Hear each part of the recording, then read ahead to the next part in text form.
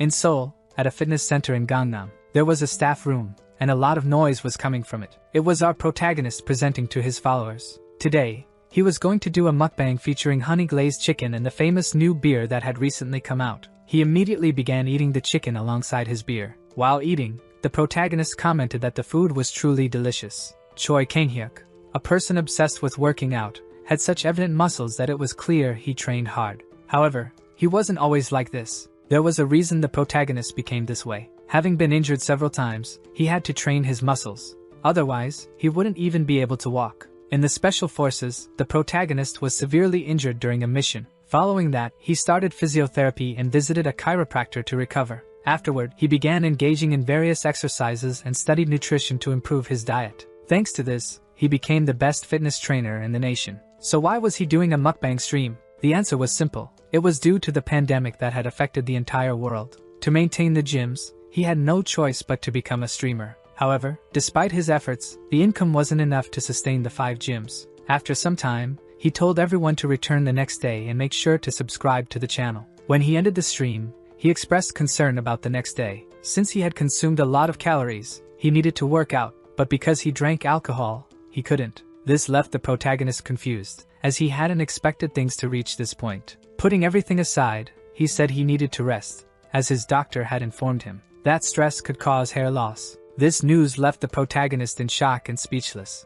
The doctor explained that his body was on the verge of collapse due to all the stress. He needed to reduce his workload, otherwise, he would likely go bald from the stress. These words filled him with despair, as he couldn't imagine being bald. It would leave him alone for the rest of his life, he thought. His doctor suggested some medications and once again advised him to rest. Sitting down, the protagonist wondered what he should do. After all, he had always worked hard and exercised a lot to stay in shape. Picking up his phone, he decided there was something he needed to do after reflecting on it. He began searching for something on his phone. After some time, he found an app for reading novels. He used to read them as a child but had forgotten due to his busy lifestyle. Choi Kang-hyuk had grown up poor, under the care of his grandparents. Borrowing a simple novel from the next street over was a cherished memory for him. His grandfather used to scold him for always going to that place. While looking at his phone, he recognized someone. It was the author Gaejeong, who had written several novels he loved as a child. Looking at the author's page, he noticed a new series. He had never heard of this title before.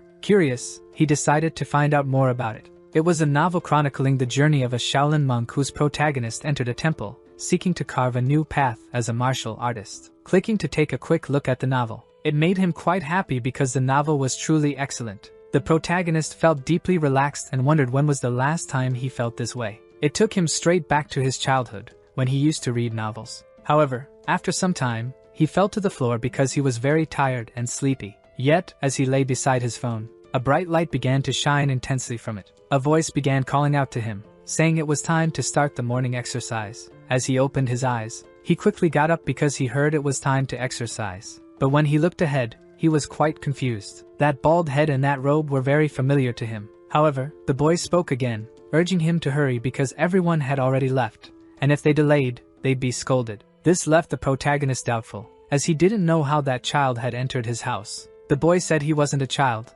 after all, claiming to be much older and bigger than him. This confused the protagonist further, as he was 5 feet 11 inches and much larger than the boy. Touching the boy's shoulder, he asked if his eyes were defective. Once again, he wonders how that child entered his house. But upon closer inspection, that place didn't look anything like his house. The protagonist realizes that body wasn't his, and questions what was happening to him at that exact moment. He wonders what happened to his hair, and why he was in that place. However, thinking it over, the boy had called him Mu Jin earlier. That was the name of the main character from the novel he had been reading before. Many questions swirled in his mind, yet, he had an idea of what all of this could be. Since he used to read a lot, the protagonist had experienced several dreams similar to this one because of it. The boy tells him to hurry, and as he gets up, the protagonist agrees. That child is adorable in the eyes of our protagonist. The boy insists they should hurry, and with that they run. Even though it was a dream, he felt he had to savor every moment. Upon arriving, a man becomes quite irritated with them for being late. He orders them to quickly take their positions. Surprised,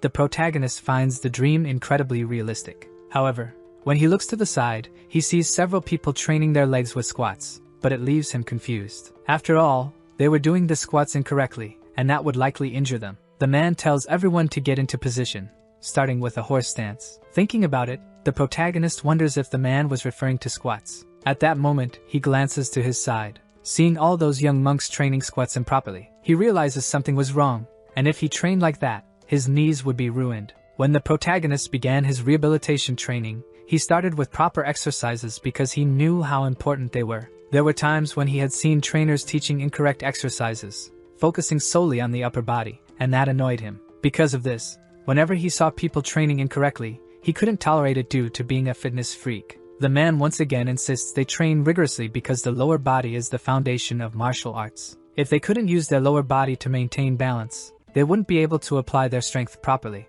Our protagonist couldn't accept those kids training like that. Frustrated, he prepares to call everyone's attention because he knew it was just a dream. With that, he provokes them, saying they are ignorant and know nothing about exercises. At that moment, everyone is shocked by the protagonist's words. His friend asks what was wrong with him, however, saying that greatly irritated those men. After all, the protagonist was criticizing their methods and was told to stay in his place. They ask if he could feel the energy of their shouts, since this was a martial arts novel. Yet, even so, he had to say what needed to be said, and the protagonist explains that he was merely pointing out what was wrong. He would not back down from simple intimidation because, compared to that unbearable student, this was nothing. The man asks if he thinks Shaolin training is wrong, even though he is a disciple of the same. He finds all of this incredible, even for a dream, so he decides to speak as a martial artist. Our protagonist explains that if they continue training with that method, they will damage their knees. But the man says it's just an excuse made by the weak. However, those words leave the protagonist confused. After all, the purpose of martial arts is for the weak to train their body and mind.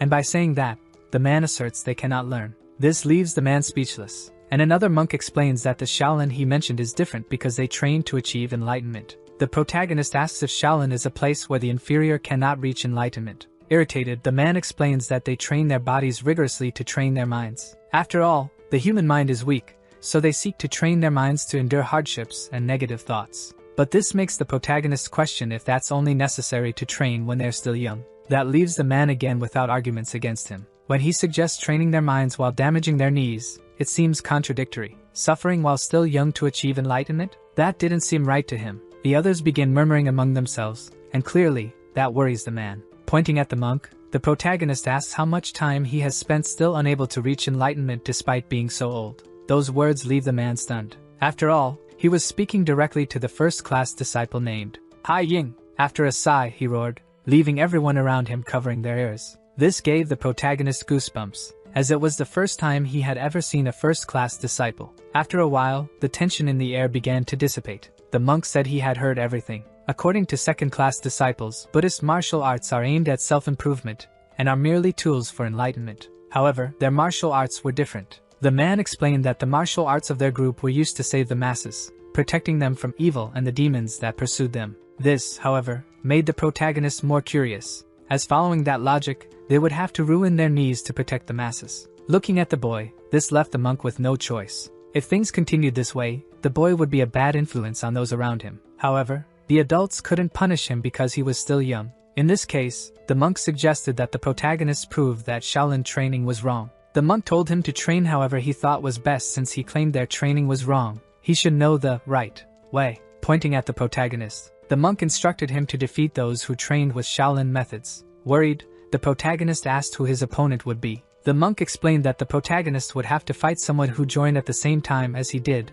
then called for Mu Gun. Looking at the boy, the monk told him he had 7 days to prove his words by training in the way he deemed right. He would have to fight against that boy with thick eyebrows. In his thoughts, the protagonist felt it was unfair, as the monk wanted to bring him down without giving him time to complain. That senior was quite terrible, but the protagonist said he agreed with what the monk had said. He would do his best to defeat that boy, telling them to wait for a week and see his progress. The monk said the boy had chosen the hard path, then told everyone to return to their training. His friend asked why he had done that and begged him to apologize, but the monk told Mu Yel to return to his position quickly. The protagonist had upset everyone by insulting the training and the monks, but the matter would be resolved in 7 days. The next day, while training his squats, someone called out to the protagonist. They asked why he was training differently, but the protagonist explained that monk Hai Yung had permitted him. At that moment, the monk told them to leave the boy alone. While continuing his squats, the protagonist told the others not to train that way, as it would ruin their knees. They were so young, yet they were doing that.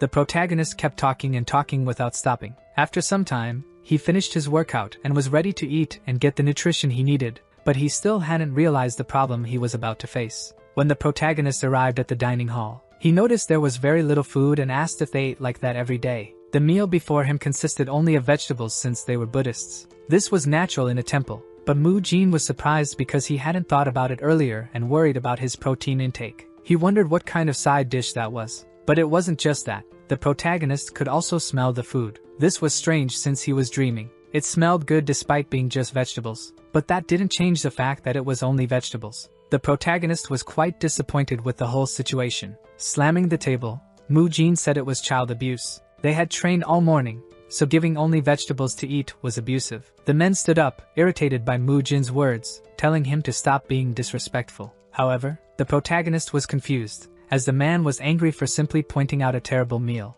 Gritting his teeth, the protagonist explained they needed protein because they had trained so much. While thinking about this, someone suddenly opened the door. Everyone looked at the newcomer, who was laughing at the situation. This clearly surprised the man greatly, as it was hall leader Hyun-mun who had arrived. He was responsible for the food and oversaw the meals at Shaolin. Hyun-mun asked if the young man was satisfied. If it wasn't enough, he could get more, but the protagonist said it wasn't enough. Hyun-mun asked if he wanted more side dishes. Since the boy was hungry, he decided to be generous. At that moment, the protagonist asks if they have chicken breast. This surprises everyone with the audacity of our protagonist. His friend arrives and asks Mu-jin if something had happened to him, as he had been acting strange all morning, even questioning if something was wrong with his head. Shouting, Mu-jin says they need to consume protein. They must eat it. However, the protagonist notices something strange about his muscles and body. When exercising, he gets tired and can even smell food, despite this being a dream, which makes him question whether all of this is real. But he realizes he needs to address the current situation first. For now, he is a young monk in the Shaolin Temple, and after some thought, he apologizes, explaining he had acted strangely because he was very hungry. Hyun-mun simply agrees with the boy's words, though somewhat skeptically. Mu-jin then asks for some beans and mushrooms as well. This, of course, leaves Hyun-mun quite surprised, thinking he must be crazy. Whether it's a dream or reality, Mu-jin knows he needs protein. Switching scenes, Mu-jin finds himself in the classroom. He can't believe they are studying Buddhist scriptures after all that, and he thinks even Buddha would be shocked by such a rigorous schedule. Nevertheless, the protagonist wonders how he could return to his world, as he is still in the world of the novel. He speculates he might only leave when the story is complete. Thinking this way, it might not be so bad, as Mu-jin has exceptional talent and the Shaolin Temple is the strongest among the Orthodox Alliance. But suddenly he spills ink on his book. Worried, the protagonist realizes he has a problem. Looking around, he notices others clearly observing him. He feels marked by the others. However, all of this happened because of him,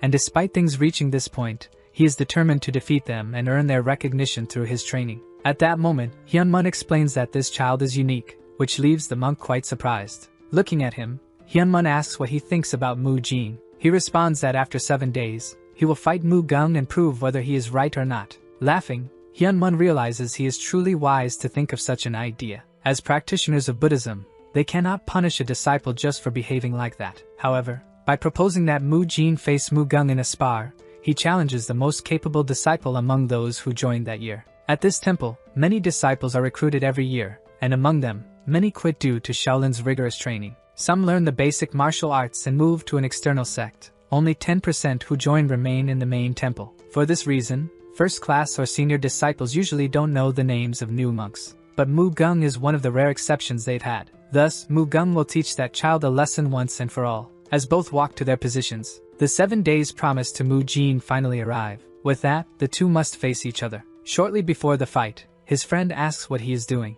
Mu-jin explains he is stretching. His friend doesn't understand what that is. Our protagonist explains it is a tendon extension technique. Stretching is always done before exercises to prepare the muscles and tendons so the body won't get hurt. At that moment, Mu-jin suggests his friend do the same, which understandably concerns him. The posture seems quite strange to him, but he manages to do it correctly. Being young, he quickly grasps the concept. Suddenly, they hear Mu-gung training, demonstrating his rapid punches. As he punches, bursts of air emanate from his fists. They can also hear the loud crack of his strikes, which is quite impressive. However, the protagonist realizes that if he gets hit by that, he'll be in trouble. So he wonders what he will do to defeat this guy. Watching Mu-gung train, An idea springs to his mind, he'll just have to use that. Back to the present, the man notices Mu Jin hasn't run away, making up some excuse to avoid training. Previously, he was training against a tree. Mu Jin had been practicing a method to subdue Mu Gung instantly. This leaves his friend puzzled since all he seems to be doing is rubbing against the tree. While the monk contemplates this, he glances at Mu Gung, a person capable of teaching that boy a lesson. At that moment, Mu Gung was delighted, as the monk was looking at him. However, while thinking about it, Mu Jin was making strange noises as he stretched. After stretching a bit more, he finally finished, and told the monk to start the fight immediately so it could be over quickly. But that left Mu Gung very irritated, as the protagonist was acting tough. The monk told both of them to step forward. Meanwhile, in his thoughts, Mu Gung planned to show the results of the consecutive punches he had been training for 3 months. When the fight finally began, Mu Jin quickly moved toward Mu Gung. This surprised Mu Gung greatly, as the boy was charging in without hesitation. As he prepared his punch to hit Mu Jin swiftly dodged underneath. That sudden move by Mu Jin shocked everyone present. Nevertheless, Mu Gung tried to punch him again, but the protagonist grabbed his leg. However, the techniques Mu Jin had learned before could kill someone if executed incorrectly. Because of this, he had to use an appropriate technique to ensure he didn't seriously harm the young boy. When he finally threw Mu Gung down, it took just 1 second to subdue him. The protagonist had performed an arm lock. This left everyone present utterly confused. After all, it seemed impossible for a Shaolin disciple to be unable to handle that. But regardless, it left everyone deeply shocked. They had never imagined Mu Gung could be subdued so completely, nor that he would make such an expression, as he was utterly dominated by Mu Jin. While trapped, Mu Gung wondered what Mu Jin was doing to him at that moment. After the second-class disciples regained their composure, they began offering all sorts of ridiculous advice to Mu Gung. However, even though they didn't fully understand what an arm lock was, they could feel just how painful that position was. Mu Gung's arm grew increasingly tighter. At that moment, the protagonist told Mu Gung to surrender. Otherwise, his arm would be completely broken. The monks couldn't accept this, as Mu Jin had only trained for 7 days. Nevertheless, while still holding Mu Gung's arm, the protagonist repeated that he should surrender. Otherwise, his bone would be dislocated. Mu Gung panicked, unsure of what to do. Concerned, Mu Jin urged Mu Gung to hurry up and surrender. However, at that moment, Mu Gung screamed in pain, leaving everyone speechless. Mu Jin quickly let go of his arm and apologized, acknowledging it was his fault. Not knowing what to do, another man called out to the monk, asking what they should do now. Meanwhile, Mu Jin began massaging Mu Gung's arm. He still couldn't believe the monks had made 2 kids fight each other. However, the winner was announced, and it was Mu Jin who had defeated Mu Gung. The chain punch is one of the 8 techniques of the fist, using the elbow and shoulder as the main weapons. It allows you to defeat your opponent at close range and is known to be very powerful. Mu Gung had mastered it earlier than any other youth. Even the second-class disciples were impressed by his punch. However, that morning, his brilliant chain punch was pathetically defeated by Mu Jin, who used strange techniques. Sitting down, Mu Gung whimpered, saying it was all very unfair. The protagonist asked why he felt that way. Mu Gung replied that the protagonist had used a strange technique as soon as the fight began. If it had been a fair fight, he would certainly have won. While the protagonist was consoling Mu Gung, 2 men behind him agreed with Mu Gung, leaving the protagonist quite confused. They said that only Shaolin martial arts should have been used in the fight and that by not doing so, the protagonist had broken a rule. However, all that ridiculous ideology made no sense to Mu Jin. One of the men asked Mu Jin why he hadn't used the chain punch. He explained that he hadn't used the technique to avoid injuring either himself or Mu Gung. After all, the essence of a duel is to defeat the opponent as quickly as possible. Although he had made Mu Gung cry, he managed to bring him down without leaving a single injury. They found this absurd, claiming that he hadn't even used martial arts. However, the protagonist stated that he used whatever he wanted and that their argument was nonsense. The chain punch was defeated by a boy who hadn't even trained, along with his strange technique. They didn't want to admit that Mu Gung had lost and were simply refusing to acknowledge it. Those people might start doubting the Shaolin martial arts. Or, in the worst-case scenario, all the disciples who joined could leave Shaolin. With all of this happening, they asked Mu Gung what they should do. However, Mu Gung was smiling, leaving everyone confused. Our Mu Jin is called by the monk, who asks if he had used that technique precisely to take down Mu Gung without causing him any harm, to which he affirms it was true. With that said, the monk declares that Mu Jin had remained faithful to the essence of Shaolin, making him the true winner of the duel. This left everyone present at that moment in shock. However, the only reason his technique was more effective than the chain punch was that the opponent was not on the same level. The reason they learn martial arts is precisely to defeat evil. At that moment, the monk decides to personally demonstrate the essence of Shaolin martial arts. The true power of a Shaolin, capable of cutting down the heads of demons. With that said, he orders one of his men to bring a stone. After some time, 2 men appear carrying a stone, which they place on the ground. The protagonist never thought he would witness martial arts with his own eyes. The monk tells everyone to pay attention to this unique moment. He is going to show the true power of the chain punch to everyone present. While breathing, the monk prepares a punch aimed at the stone. Finally, the monk strikes the stone, making a loud noise. The veins on his fist were highly visible. The stone shatters into pieces. Witnessing that punch made everyone present very excited to see such power. Everyone praised the monk. After all, this was the true power of a chain punch, and if they trained as well, they too could achieve that. However, when the protagonist saw all of this, he was left speechless, finding it all incredible. After all, this was real martial arts. Just one impact was enough to break a mountain. One swing of his sword could defeat hundreds of enemies, and one punch was enough to obliterate an enemy. But wait, obliterate? This left the protagonist puzzled. Calling out to the monk, he asks if they needed to master this precisely to avoid hurting their enemies, to which the monk confirms. However, our protagonist points out that he had left the stone in several pieces, even with smoke coming out of it. This obviously left everyone speechless, and once again, an awkward silence filled the hall. On the same day, that man was surprised to learn that that mundane boy had defeated Mu Gung with just one move. After thinking for a while, the monk's master concluded that this child was definitely not ordinary. The monk remarked that he was quite arrogant. However, he had the hardest chain punch among all the young disciples. His master asks if he was concerned because he focused solely on the chain punch, precisely to discover its weaknesses. Despite everything, the monk agrees with his master. However, that child might be a spy from the Unorthodox Alliance, or perhaps from the demonic sect. If the child were a spy, it would be a huge problem. Yet we see our protagonist utterly confused by that lesson. However, his master remarks there was no need to do something so flashy if he were merely a spy. Although there was no immediate need to worry, he was still a new disciple. So, he would have to watch him closely over time to determine whether he was a spy or simply a monk. But then, an idea occurs to him. He suggests that perhaps the boy belongs to a martial arts family as well. That idea was quite plausible. After all, it was entirely possible for a child to achieve all of this alone. His parents must have taught him,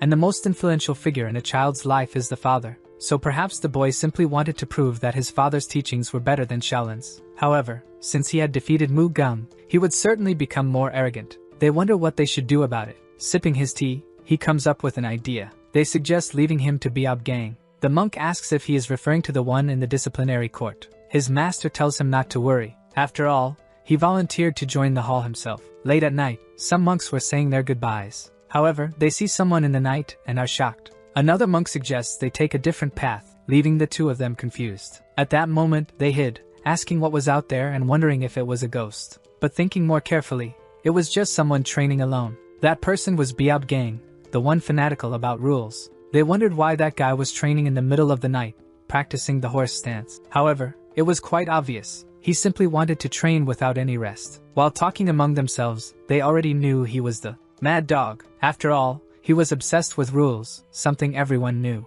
One monk commented that this place suited him perfectly. After all, he was crazy. But the other monk said that the mad dog would be in the hall starting tomorrow. This left them confused. There were even rumors that he would become the next master of the disciplinary court. Among second-class disciples, Biab Gang was quite influential. He had always disciplined his juniors since they were third-class disciples and upheld the discipline of Shaolin. The monk explained that he would join all the halls and courts to learn about Shaolin's rules before returning to the disciplinary court. Biab Gang worked hard to set an example for others so they could follow the rules. However, he also spent much more time on basic training than others, and as a result, his knees underwent brutal training. If he didn't use internal energy, he would feel so much pain that it would be difficult even to walk. But even so, he never cared. For him, physical and mental training, along with enduring pain, were all part of his practice. With all that said, he finally finished his training, staying in the horse stance for over 30 minutes. At that moment, he was still thinking about the boy named Mu Jin and considered what a troublemaker he might become.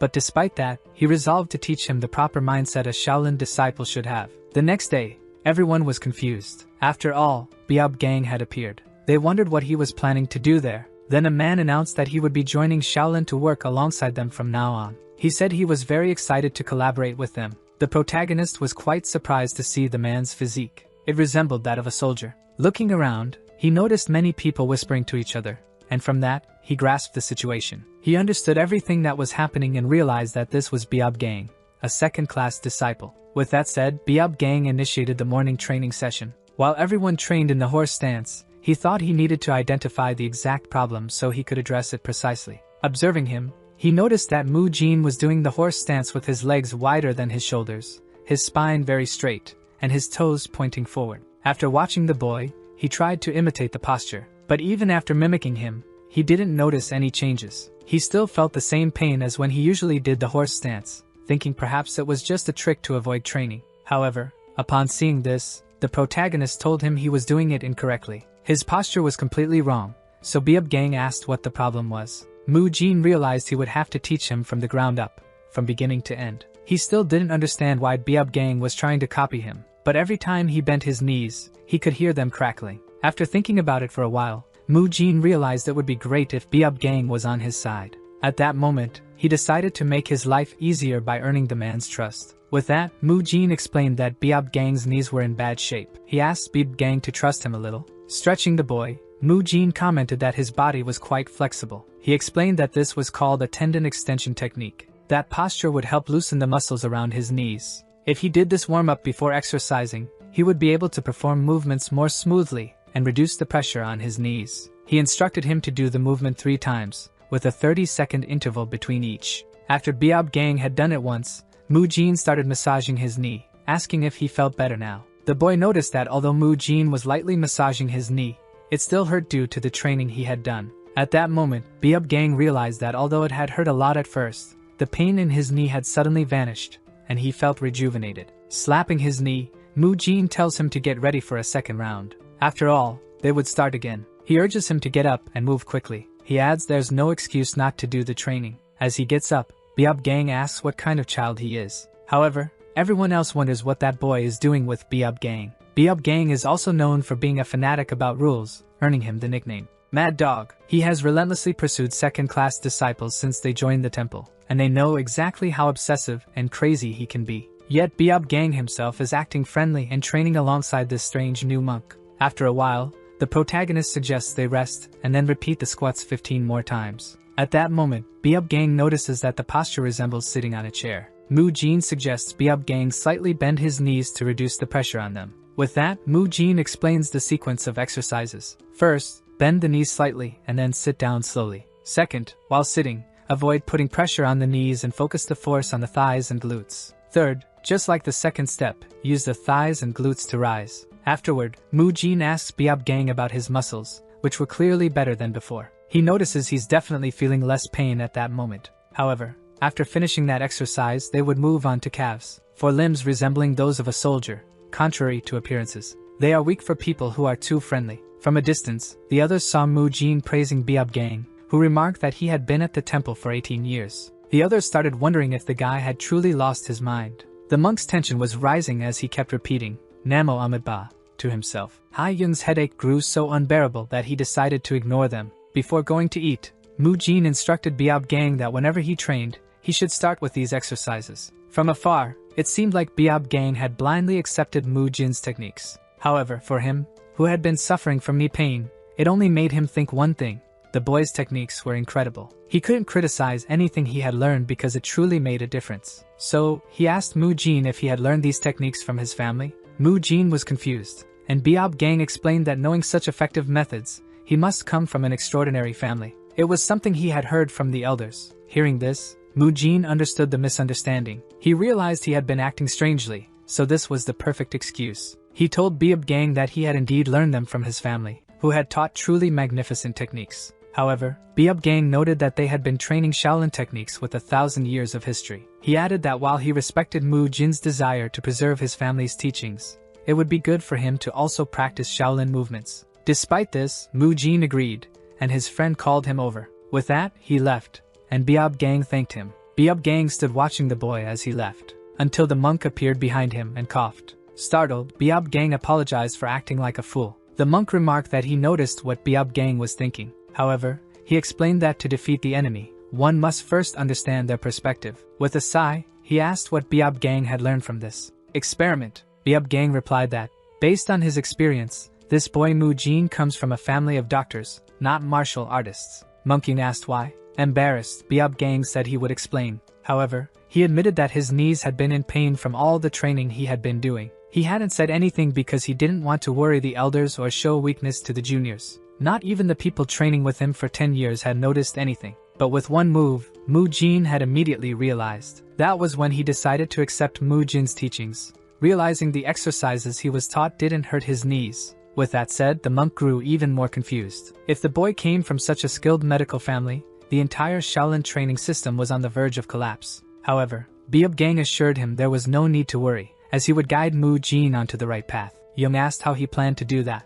Beating his chest, Biob Gang said he would slowly get closer to Mu Jin. Instead of forcing things, he would teach the boy Shaolin methods day by day. The man pondered and said that maybe the best option really was to take it slow. He then added that he would count on Biob Gang to guide the boy. Mu Jin, on the other hand, was exhausted. He hated having to eat right after training and then go to that boring class. However, his friend showed up and told him they were heading to the next training session. Today, they would learn techniques to master internal energy now that they had perfected the chain punch. From this day forward, they would be prepared to harness their internal energy. Jung told them to demonstrate now and assume the lotus position. Mu Jin wondered what this lotus position was. The group sat down in a meditation posture. Jung instructed them to take deep breaths and then exhale slowly. They needed to maintain this until they could start feeling their energy center. Mu Jin was excited, finally seeing the martial arts he had always dreamed about. The monk instructed everyone to get into the lotus position, and Mu Jin was thrilled. He was finally learning martial arts. But Mu Jin wasn't the only one excited. The others were as well, since they had also been stuck training only the basics. Finally, they would learn true martial arts. Everyone dreamed of being able to smash a stone like Monk Yun. Everyone focused on Yun's voice and kept breathing deeply over and over again. However, Mu Jin found it all strange. He thought the breathing technique was different from what he had read in other novels. The poor boy had been expecting to learn about yin-yang, the 5 elements, and Eastern philosophy. But all they asked him to do was sit still and breathe. An hour later, Mu Jin, who had been resisting all the other training, was now trying harder than ever. This was because he was excited, thinking about what he would accomplish. He knew this was the source of power that allowed humans to split mountains in half or even fly through the skies. Mu Jin was thrilled, learning to cultivate in the Murim world. This was the dream of anyone who consumed novels. Suddenly, the trainer told everyone to open their eyes. He explained that the training they had been doing was a basic technique to sense internal energy. They had to practice this every day and whenever they had free time. Hearing this, Mu Jin realized they were only going to teach them the basics. He began thinking about how he would develop his energy. Someone brought a book, and Mu Jin asked what it was. They explained it was a book containing illustrations of human meridians. However, the monk said there was no need to memorize the entire book, just the main meridians. Mu Jin got excited again, as he was about to learn something that was always mentioned in stories. Meridians, as always, are the pathways through which energy flows in the body. Knowledge of them is crucial for mastering martial arts. The monk called one of the students, and said he would now teach them how to memorize the names. He began teaching while Mu Jin focused on memorizing. He told himself he would memorize all of them by the end of the day. A while later, he was walking and thinking about the monk's words about memorizing the meridians and continuing to practice. However, he noticed someone next to him. It was Biob Gang, as always, training. Mu Jin asked what he was doing, and Biob Gang replied that now that his knee hurt less, he was back to training. Mu Jin put his hand on his face, saying he taught those exercises to help his knee recover, not to destroy it again. But Biob Gang simply flexed his arm, saying iron becomes stronger when struck. This was what he had built over 18 years. However, Mu Jin cut him short, saying that even iron breaks if you strike it too hard, and as a human, he was much weaker. Mu Jin approached and told Biob Gang to sit down. He warned that he would perform another pressure relief treatment, but it was going to hurt. The boy didn't even have time to respond before he was already groaning in pain. While Mu Jin performed the therapy, he remembered the past, back when he was in the special forces. His body had been severely injured when he trained despite being hurt. The problem was that the mission required him to cross a river. With that, he fell, hit his head, and had to retire from service. He spent a long time living every day without any energy. That sad, lifeless face he saw resembled Biob's expression. Our Mu Jin tells him that his body is injured, and he's the only one suffering. No one will take responsibility, so he should value his own body. However, Biob calls out his name, and Mu Jin asks what it is. Biob places a hand on his head and tells him that Shaolin does not abandon its disciples just because their bodies are broken.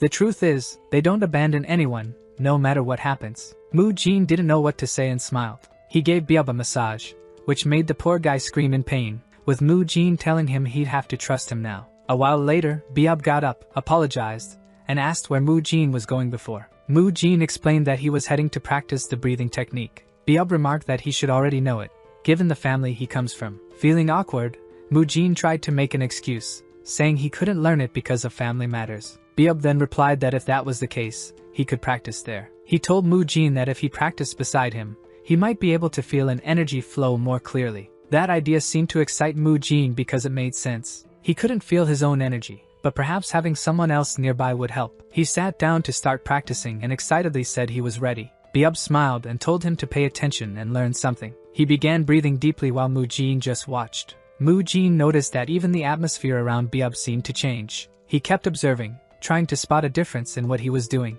That's when he noticed something. Maybe this was what they were talking about. Biab appeared to be surrounded by a golden energy. The teachings explained that when exhaling through the mouth, you must gather all the negative energy within your body and expel it. By doing this, you accumulate pure energy in the core of your body. This made Mu Jin believe he had found the difference between himself and Biab. The problem was that it wasn't a small difference. From posture to the way energy was absorbed, stored, and finally concentrated, it was all significant. Feeling motivated, he tried his best to maintain it. But soon, he was a bit disappointed. It was only the size of a grain. Then he thought about how sometimes packaging says a flavor is present when it's only 0.001% of the product. That made him excited again. Biab seemed quite impressed. Our boy was already feeling energy, which meant the monks were right. That child would become a pillar supporting the 1,000-year history of that place. He kept thinking that he had grasped the basics of how to feel and store energy. It was just a matter of practicing breathing and getting used to it. Suddenly, he felt a strange chill. When he opened his eyes, the moon was already in the sky, and Biab said he took too long. He apologized, saying he didn't realize it was so late, but Biab told him it was fine. Our boy then thanked him for all the help he had given. Seeing the aura around him, Biab was impressed that he had awakened on the same day. The instructor then mentioned that he could probably start learning the cultivation of enlightenment now. Our boy replied that he should first learn about meridians. This caught Biab by surprise again, who remarked that coming from a family of doctors, he should already know about that. Biab left, telling the boy not to make such jokes.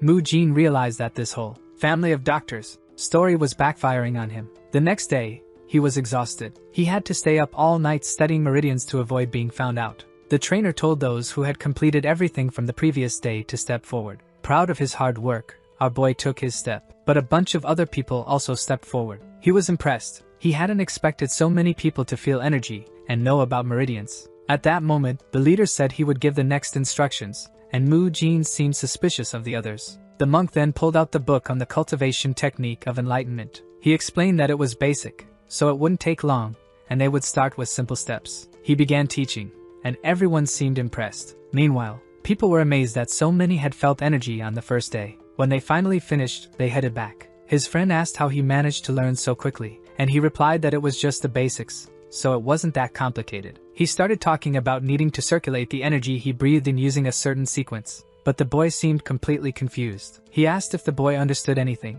to which he replied that he didn't understand a thing. He turned and said it wasn't a problem since he'd learned soon enough. Mu Jin had managed to memorize the meridians and even master the basic cultivation technique of enlightenment. Now he could finally feel his energy filling up faster. Although it was different from the internal energy described in other stories, it was very satisfying to witness his own growth. While he was practicing calmly, someone shouted and called for him. His friend appeared excited, carrying an unconscious boy. Mu Jin's expression turned serious as he asked what was going on. Smiling, his friend said it wasn't a corpse, the boy was fine. That was Mu Kyung, who had joined the Shaolin temple before him. Mu Jin wanted to know why he was being dragged, and his friend explained that the boy seemed out of sorts. Mu Jin stood up and asked to take a look. As he approached the body, he pointed out that the dirt on him had been caused by his friend. However, the bruises clearly indicated that someone had hit him. Seeing the footprints and the bruises on his body, Mu Jin found it all very strange until he remembered that the names sounded familiar. Mu Kyung was a tall, skinny boy who always stayed off to the side. He vaguely remembered the boy's face, but his memory seemed to contain other pieces of information he couldn't fully understand. He decided to set it aside, and his friend asked what might have happened. Mu Jin obviously had no idea, but he knew someone who might have the answer. If that boy had been there before them, they'd have to find someone older. So they went to talk to Mu Gung, who asked what they wanted. The two stood there staring, and no one said a word. A little earlier, Mu Jin's friend had asked if Mu Gung had hit the boy, but Mu Jin had denied it. Since Mu Gung had been one of the first to join this group, he must have seen the boy before anyone else. When they were face to face, Mu Gung asked what was going on. He let the boy drop to the ground, almost losing what little soul he had left. He immediately questioned why he should waste his training time with these questions. Mu Jin found this strange and asked why, as a senior, he wasn't concerned about an injured junior. Angrily, Mu Gung stepped closer, but Mu Jin warned him he'd lose again, even as a senior. They continued arguing while the boy simply watched. Once again, Mu Jin pointed out that Gung was the senior who got beaten by a junior, which made Gung try to throw a punch. However, Mu Jin grabbed his hand, moved in underneath, grabbed his collar, and slammed him to the ground. A second later, he had him immobilized again. Mu Jin told him to give up because the result would always be the same. Gung told him to shut up until he was squeezed a little tighter. The protagonist then said if Gung just explained why the boy was so beaten up, he'd let him go. With that, Gung was released and backed away. Mu Jin knew Gung hated him for losing every time. While Gung was losing his temper again, ready to attack, the protagonist simply asked again why Mu Kyung was so injured. Gung finally explained that Kyung had gotten involved with a guy named Mu Tae and his friends. Mu Jin asked who these guys were. Gung said they were disciples of the outer sect. Mu Tae's father was in charge of escorts. Monk Hai had gone there to recruit his son but had met Kyung and brought him to the temple. That man's son had also ended up in the temple, and since then, they'd been bothering Kyung. Mu Jin asked why no one did anything, and Gung explained that it was because the boy's father worked for the other boy's father. Now Mu Jin was furious. If it were a regular school, it might make sense. But this was supposed to be a place where they taught the ways of Buddha, so he pointed at Mu Gung and asked why he wasn't doing anything if he had the most influence. Awkwardly, Gung asked what he was supposed to do. Mu Jin said that since Gung was the strongest, he should be protecting the boy. Mu Gung complains, saying that 3 against 1 would be too difficult. How could he win something like that? Mu Jin points to Mu Yo, reminding him that he claimed to be the strongest. Blushing, Mu Yo replies that it's only because the others don't take training as seriously as he does. He explains further that these guys are disciples of the external sect. That means in his family, he already learned the basics of all Shaolin training, which is why he doesn't take the training here seriously. Now Mu Jin remembers that he's one of the boys who stepped forward with him earlier. He knows the boy is a bully but has already mastered the prerequisites. At that moment, the boy on the ground starts to get up, confused, asking where he is. As soon as he regains consciousness, he sees the 3 monks as if they were devils standing in front of him and backs away in fear. Our protagonist, having heard about his situation, reassures him, saying he can relax. No one is going to hit him. He wonders how much the boy must have suffered to be this traumatized. However, the problem is that if he reports it to anyone, he could cause his father to lose his job and bring even more trouble. Our boy can't find a solution until he has an idea. He tells Kyung he thinks he can help him. Kyung, still feeling awkward, asks what he plans to do. Mu Jin says it's simple, report those guys directly to Monk Ha-young. But the boy stays silent and asks if Mu Jin is trying to provoke him. Obviously, those guys wouldn't leave him alone. Mu Jin replies that the solution is straightforward. The boy just needs to become a disciple of the main martial sect. Someone accepted into that group trains there permanently. Because of this, no external sect disciple would dare to mess with him. The problem is that not everyone can become a main sect disciple. However, everyone understood what Mu Jin was hinting at with those words. Everyone except Mu Yo, who wore his usual clueless expression. Nevertheless, Mu Jin said this was the easiest solution. They wouldn't be able to touch a disciple from the main sect. But then he remembers Biab's words, saying that Shaolin never abandons anyone. Taking Kyung's hands, he says Monk Ha-young would never let such people go unpunished. He asks Kyung if he's willing to resolve this. The boy doesn't respond, so Mu Jin asks why he won't speak. Is it because he can't become a main disciple? Kyung is still hesitant, and Mu Jin asks if he's really going to let his father keep working for a family that mistreats him. If he gives up, it means his father will remain subservient to Mu Tae. He asks Kyung if he's okay with that. With that said, Kyung finally takes his hand and says he'll at least try one more time. Mu Jin says that's a wise decision and then reveals the second part of the plan. They can't allow those guys to bully him until he becomes a main disciple, so he asks what they should do. Mu Jin reveals it's simple. They'll deal with Mu Tae first. 3 days later, during their free time in the afternoon, in an alley, someone asks if Kyung will show up. Mu Tae replies that he will. After all, he warned the boy that if he didn't, there would be trouble for his family. Mu Wai and Mu Hwan, his subordinates, say they're itching to stretch their arms. However, they comment that lately,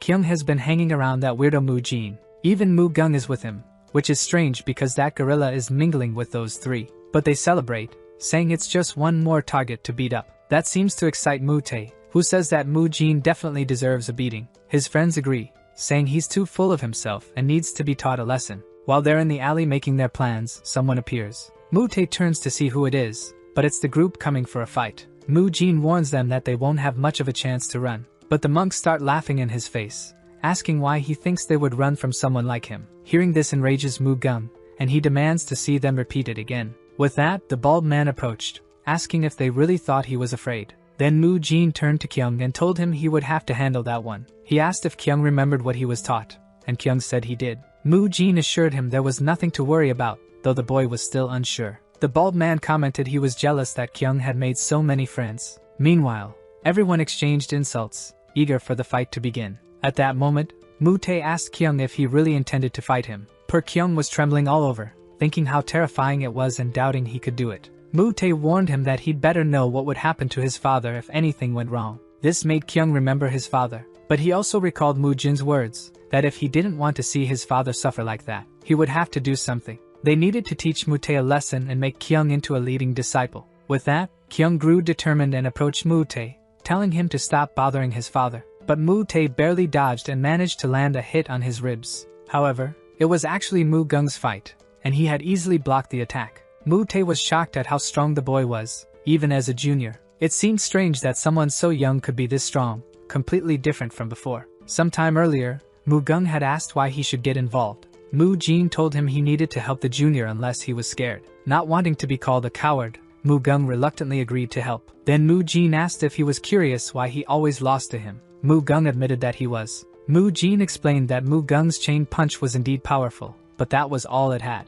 Mu-gung looked confused, so Mu-jin suggested they test it out. He would attack with the chain punch, and Mu-gung should try to dodge. The boy seemed a bit nervous but managed to avoid the first punch. Mu-jin then told him to try dodging again when he used the second technique. Mu-gung began to notice it was surprisingly easy to dodge. Feeling confident, he was caught off guard by a kick to his shin. He fell to the ground in agony, asking why Mu-jin had lied. Mu-jin explained that an opponent who knows what's coming won't let themselves get hit. That's why he needed to deceive the opponent first to make his attacks effective. He pointed out that Mu-gung's punches were fast and strong, but before they landed, it was obvious what he was planning just from his stance. Mu-gung argued that he just needed to get even faster so that, even if they knew, he'd still hit them. Mu-jin replied that this would only work if Mu-gung someday became the strongest person in the world. In other words, he should forget about that until he became the world's strongest. Until then, he'd need to learn how to trick his opponent, like a game of rock paper scissors. Back in the fight, Mu-gung immobilized his opponent,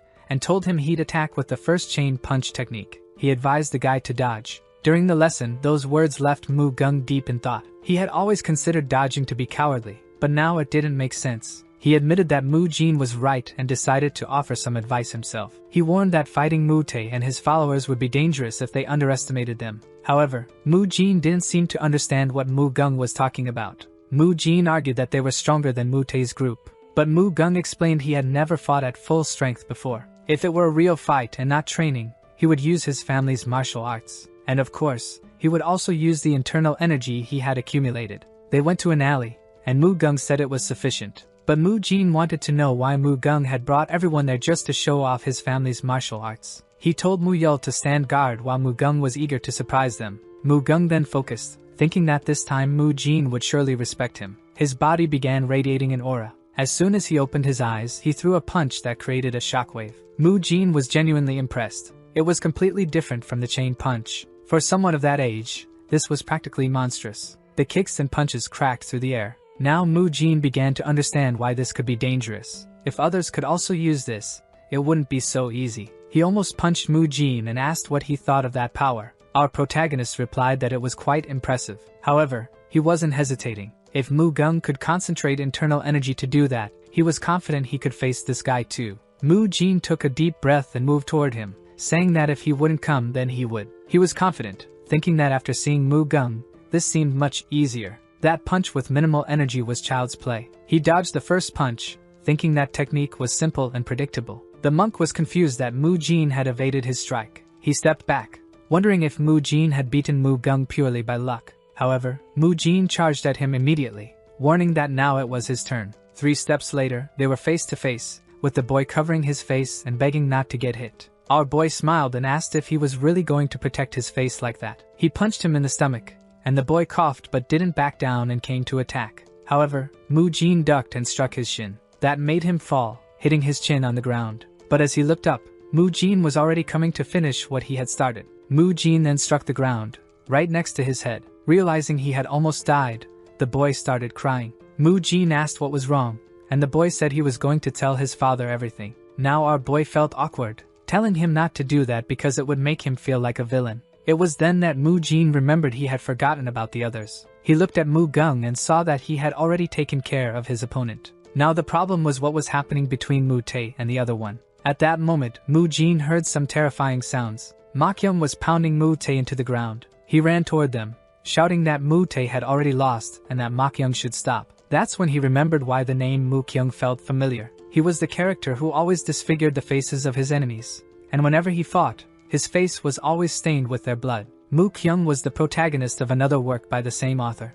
The novel was called The Return of the Supreme Demon, and the most insane and worst villain in the entire story was Mu-kyung. He remembered it was the novel he loved most to pass the time. That protagonist claimed that humans were a threat, and that only by using their blood could sins be cleansed. The scene in front of Mu-jin gave him the same feeling as that novel. Seeing Mu-kyung beating Mu-tae senseless, he wondered if he had caused his awakening. Our boy was trembling. The plan was just to give him a bit of confidence. But what was this? The problem was that at this rate, he was going to kill Mu-tae. Mu-jin ran toward him, shouting for help from Mu-yeol, grabbing him and throwing him to the ground. Mu-kyung couldn't close his fists anymore. Mu-tae lay lifeless in front of them, and suddenly he also began to cry. The atmosphere between them became heavy. At least this relieved Mu-jin, thinking there might still be a way to save him from the fate of becoming a bloodthirsty monk. Perhaps in the novel, Mu-kyung crosses a point in the story that turns him into someone like that. Just then, Beub-gang shouted at them from the distance. Mu-jin turned, already knowing he was in trouble.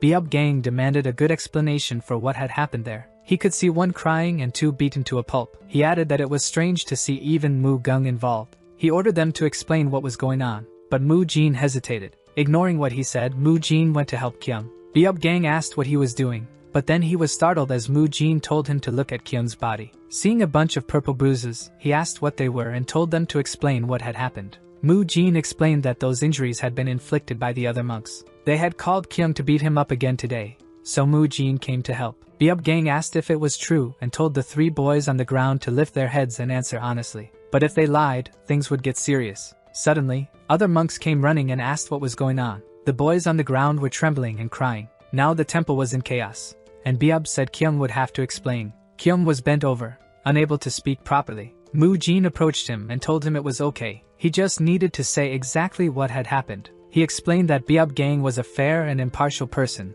and Kyung didn't need to be afraid. With that, Mu-kyung started crying and said everything Mu-jin had said was true. He had been suffering in the temple for the past 2 months. Through his tears, he explained everything that had been happening. The only problem was that he couldn't provide many details, but the main point was clear. Mu-jin then told Beub-gang that, as he had said, a Shaolin disciple never abandons another. He had come to help Kyung. Beub-gang turned and said that those on the ground were also Shaolin disciples. But Mu-jin, as always, didn't back down. He asked if those who threatened both father and son were also Shaolin disciples worthy of the temple. The two stared at each other silently until someone said Mu-jin was right. It was one of the leaders of the temple, who said Mu-jin was correct if what Kyung said was true. If that were the case, the boys on the ground would no longer be Shaolin disciples. The speaker was Sang Arhut, the hall leader. But Mu-jin said he trusted that a fair investigation would be conducted. However, Sang Arhut told him to wait. He warned that even if they were no longer disciples, what had happened couldn't be ignored. The arts taught at Shaolin were not meant to subjugate others. Pointing at Mu-tae, he said it was far too brutal for a child. Crying, Kyung tried to explain and apologize. But Mu-jin interrupted, saying he had done it because he was angry at the people who were bothering Kyung, lost control of his emotions, and that everything was his fault. Kyung didn't understand why Mu-jin was taking the blame. Why would he do that? But Mu-jin knew that he had started it all. If he let Kyung take the blame, it could lead him down a bad path again. This way, not only would Mu-jin protect Kyung from a harsh life, but he would also gain a strong ally. The next day, Beub-gang took Mu-jin to a forest. He told him he would receive his punishment in a cave. Upon arriving at the cave, Mu-jin remembered he would have to face the wall, meditate, and not look outside. Food would be brought to him over time. With that said, Mu-jin entered the cave, sat down, and began meditating. However, Mu-jin realized this story reflected a world that connected all the novels by the same author. He recognized a protagonist in this novel but also noticed the appearance of another. He already knew that these two novels shared the same world. However, both protagonists existed at the same time but were active in different areas, making it unlikely they would meet. But in the second half of the novel, the divine monk would appear, signaling that all the novels were set in a similar time frame, and their actions could influence each other. Because of this, Mu-jin had triggered a butterfly effect, disrupting the growth of the other protagonists. If he wanted to become stronger, he would need to find the right places, but beyond the protagonists, he remembered very little. Mu-jin had read those novels 10 years ago, and only vaguely recalled the details. If he stole their opportunities and the story's development faltered, the novel might end in a way even he couldn't predict. He had already taken Mu-kyung, who was supposed to become the bloodthirsty monk, and needed to make that work somehow.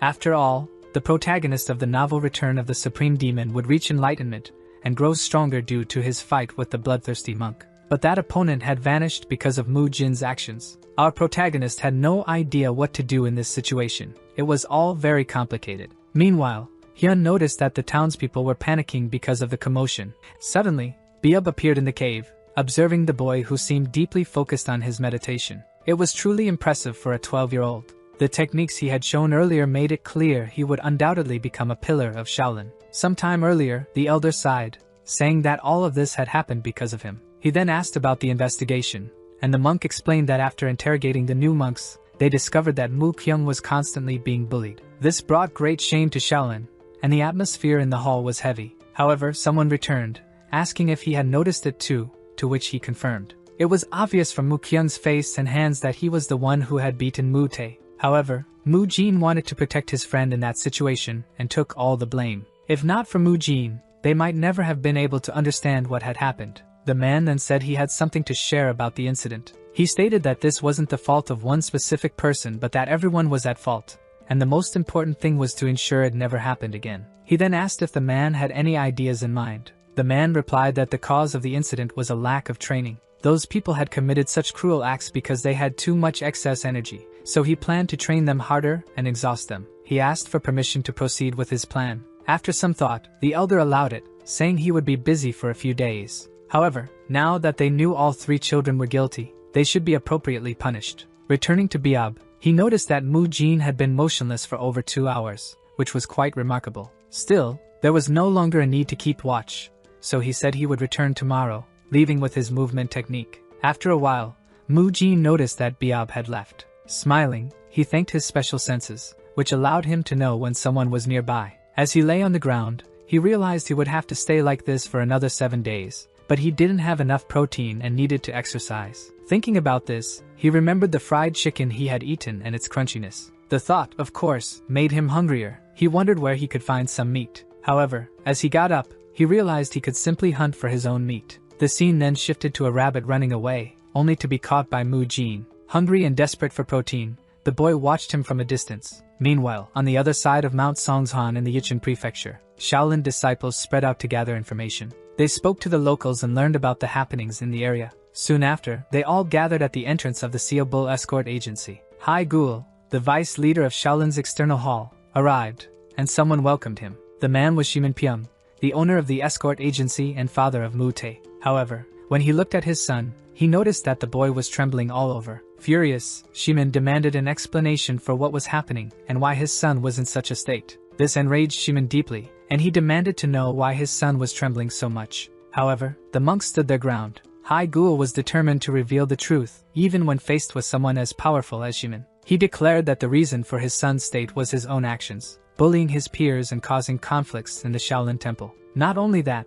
but they also discovered an anomaly in the Yichun Prefecture. Upon hearing this, Shimin panicked, knowing that his despicable behavior was about to be exposed. It was revealed that the escort agency had been extorting money from the locals. Hai Gul was deeply frustrated. He couldn't believe that an external sect affiliated with the Shaolin Temple could commit such evil acts. He immediately ordered measures to ensure that these wrongdoers could never again use martial arts. Panic spread through the prefecture as the escort agency's leader mobilized his private army to stop the monks, but the monks were determined to deliver justice. They knew the external sect deserved punishment for bringing shame to the monastery. The battle between the bold monks and the long-haired fighters was intense. but as the saying goes, the less hair, the better the martial artist. In the end, the monks managed to strip them of all their martial abilities, leaving no trace of their former skills. The next step was to return everything the external sect had unjustly taken from the common people, and something needed to be done quickly to restore order and calm them down. He went to find Bang, the father of one of the victims.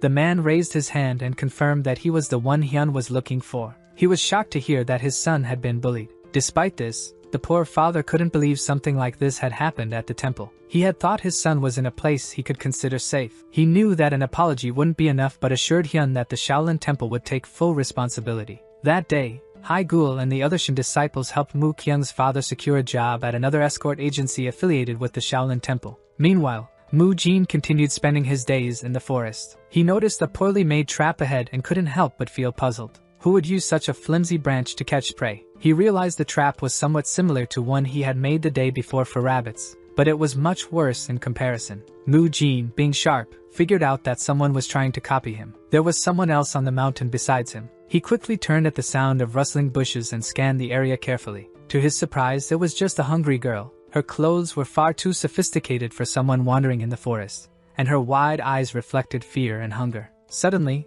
the girl bolted, disappearing into the dense forest with surprising speed. She thought she had finally escaped Mu Jin. Her heart pounded as she looked around, convinced she had lost him. But Mu Jin was faster than she had imagined. She never expected him to already be ahead of her. He extended his hand, stopping the girl from running further. When he caught her on the ground, Mu Jin noticed something. The girl immediately apologized, but Mu Jin was more confused about why such a beautiful girl was wandering in the forest. He apologized for scaring her and offered her some food. The girl happily accepted, savoring every bite of the meat. Mu Jin began to act cunningly, commenting that she must have been very hungry and playfully boasting that she had tried to copy his trap. She admitted she had copied it but asked why he was eating meat, considering he was a monk. The atmosphere became uncomfortable, so Mu Jin explained that he had his own circumstances and told her not to worry about minor details. He then asked why she was so deep in the mountain, adding that the place belonged to the Shaolin Temple. The girl lost her appetite upon hearing Mu Jin's response. She looked away, unsure how to answer his question. It turned out her father had abandoned her, leaving her to wander in the dense forest. Mu Jin realized she had her own struggles and decided not to press further, gently changing the subject. Mu Jin asked the girl not to tell anyone he had hunted a rabbit. The girl innocently asked why, and he explained it wasn't just about being caught eating meat. Mu Jin proposed that if she kept the secret, he would help her find her way back home. In exchange, he said an influential shirtless monk would come and could easily assist her. The girl was suspicious and asked how he knew that. He said he could sense his presence. He told her to wait at the entrance of the cave, and the shirtless monk would arrive. As Biob was about to check on Mu Jin, the girl asked for his help, explaining that she had been separated from her group and lost her way. Biob was willing to help but realized he needed to check something first. He asked the girl if she had seen a boy inside the cave. Mu Jin felt a chill as he was mentioned in the conversation, making the girl chuckle. She understood why Mu Jin had asked her to keep their encounter a secret. She covered for him, saying she hadn't gone near the cave because she was scared. Biob believed her story and commented that he knew Mu Jin wouldn't let him down. Convinced everything was fine, he decided to escort the girl down the mountain. Smiling at her, he promised to take her home. Biob asked her name, and she revealed it was Ryu Seowa. Meanwhile, Mu Jin was relieved that Biob had left. Lying down, he realized he had forgotten to ask the girl's name, but since it wasn't his concern, he let it go. Later, at the temple, Biob called Mu Kyung's attention to have a conversation. He wanted to inform him about something involving his father. Biob revealed everything that happened at the Maiken prefecture. The escort establishment owned by Mu Kyung's parents, who had intimidated him, was shut down. Furthermore, his father was introduced to a new job. Biob said Mu Kyung no longer needed to worry and should focus on becoming a disciple of the Shaolin Temple. Mu Kyung began to cry, relieved that everything was resolved. He promised Biob that he would do his best. Biob patted him on the head, saying it was all thanks to Mu Jin, who reminded everyone that the Shaolin Temple would never abandon a disciple. On the fourth day, Mu Jin felt grateful for the survival training he had received in the special forces. It made hunting easier for him. However, when cooking meat for the girl, he used an open fire, which almost allowed Biob to catch him. To leave fewer traces, he decided to cook in caves. He wanted to avoid leaving many signs since he wouldn't have time to clean everything and remove the rabbit's fur. Instead, he covered it with mud, cooked it, and removed the fur along with the hardened mud. It wasn't perfect but was sufficient to obtain protein. It was his first time eating meat since arriving at the temple, which brought him relief. On the fifth day, Jin decided to get up before the bell that marked the start of the day. He sat in a lotus position, not to train meditation, but because someone was inspecting the cave. Biob was impressed to see him meditating so early. He approached without breaking Jin's concentration and replaced the empty water container with a full one. He observed that Jin was so focused that he didn't notice his presence. Biob was surprised by his level of concentration. He handed Jin a sack of rations, ensuring enough food until the 7th day.